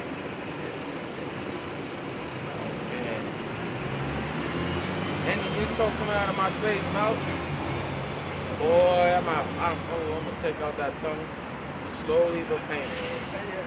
You gonna know they thoughts, then you gotta say. Oh yeah, shit. Read their damn mind and say, oh, what you thinking that? Okay. Whatever you thinking, I'm gonna give it to you double. You thinking something on me, you're gonna receive it double. That's right. Okay? That's the power we're gonna have, man. Most High's just not gonna have us out here powerless. We got all these nations, but we can't control them. We're gonna be able to control these nations, man. Yeah, how is Esau able to control us? The sword Yep. that was given onto them, that was blessed onto them. But we're gonna be able to control them because we're gonna be gods, extraterrestrial beings, having power like never been seen before. Yep. Yeah, because right now we don't have no power. You know? They don't believe us power. When you say we're going to be powerless in the kingdom, who's going to give us that power? They're going to give us our horns iron and our hooves brass. So he that overcometh will give him the power to rule over the Yeah. nations. To rule with a rod of iron. Right. Rigorous, man. We'll be hard on these Edomites and these other nations. Especially the first 1,000 years, man, you other nations are gonna go through it, man. Esau's gonna get the worst because we always talk about Esau. But you can't forget about the other nations too. Oh, yeah. You Moab, fucking Moabites. proud I hate you fucking Moabites, man. Yeah, they're very proud against us. You know? They're very proud, and they're It's like shit. victims of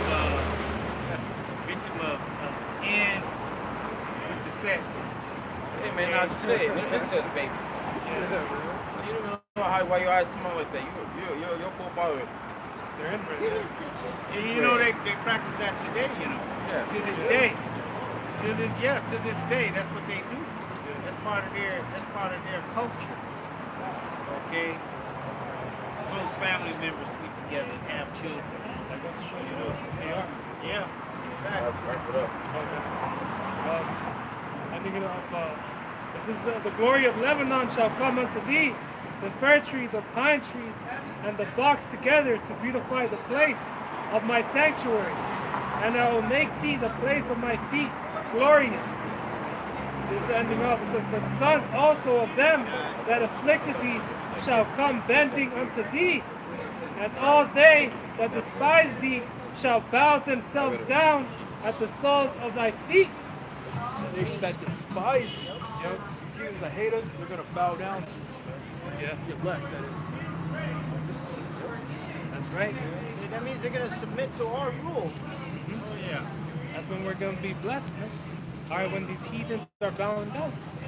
They're gonna be like that. Remember I told you about that Korean little boy, and the woman and his mother with the little arm baby, and they see me, and he just dropped and prostrated himself. That's right. And the mama with the baby, she was just bowing real fast like that, you know. And he had his head down on the ground, you know, as I was passing. That's what they're gonna do. Every time they see any of us, man, they just gonna drop. Okay, because we're gonna be so much higher. Most High is gonna make us so much higher than them. They're gonna see the spirit in us, you know. It's gonna be so great, whereas they ain't gonna even be able to look at us, man. Okay? Yeah.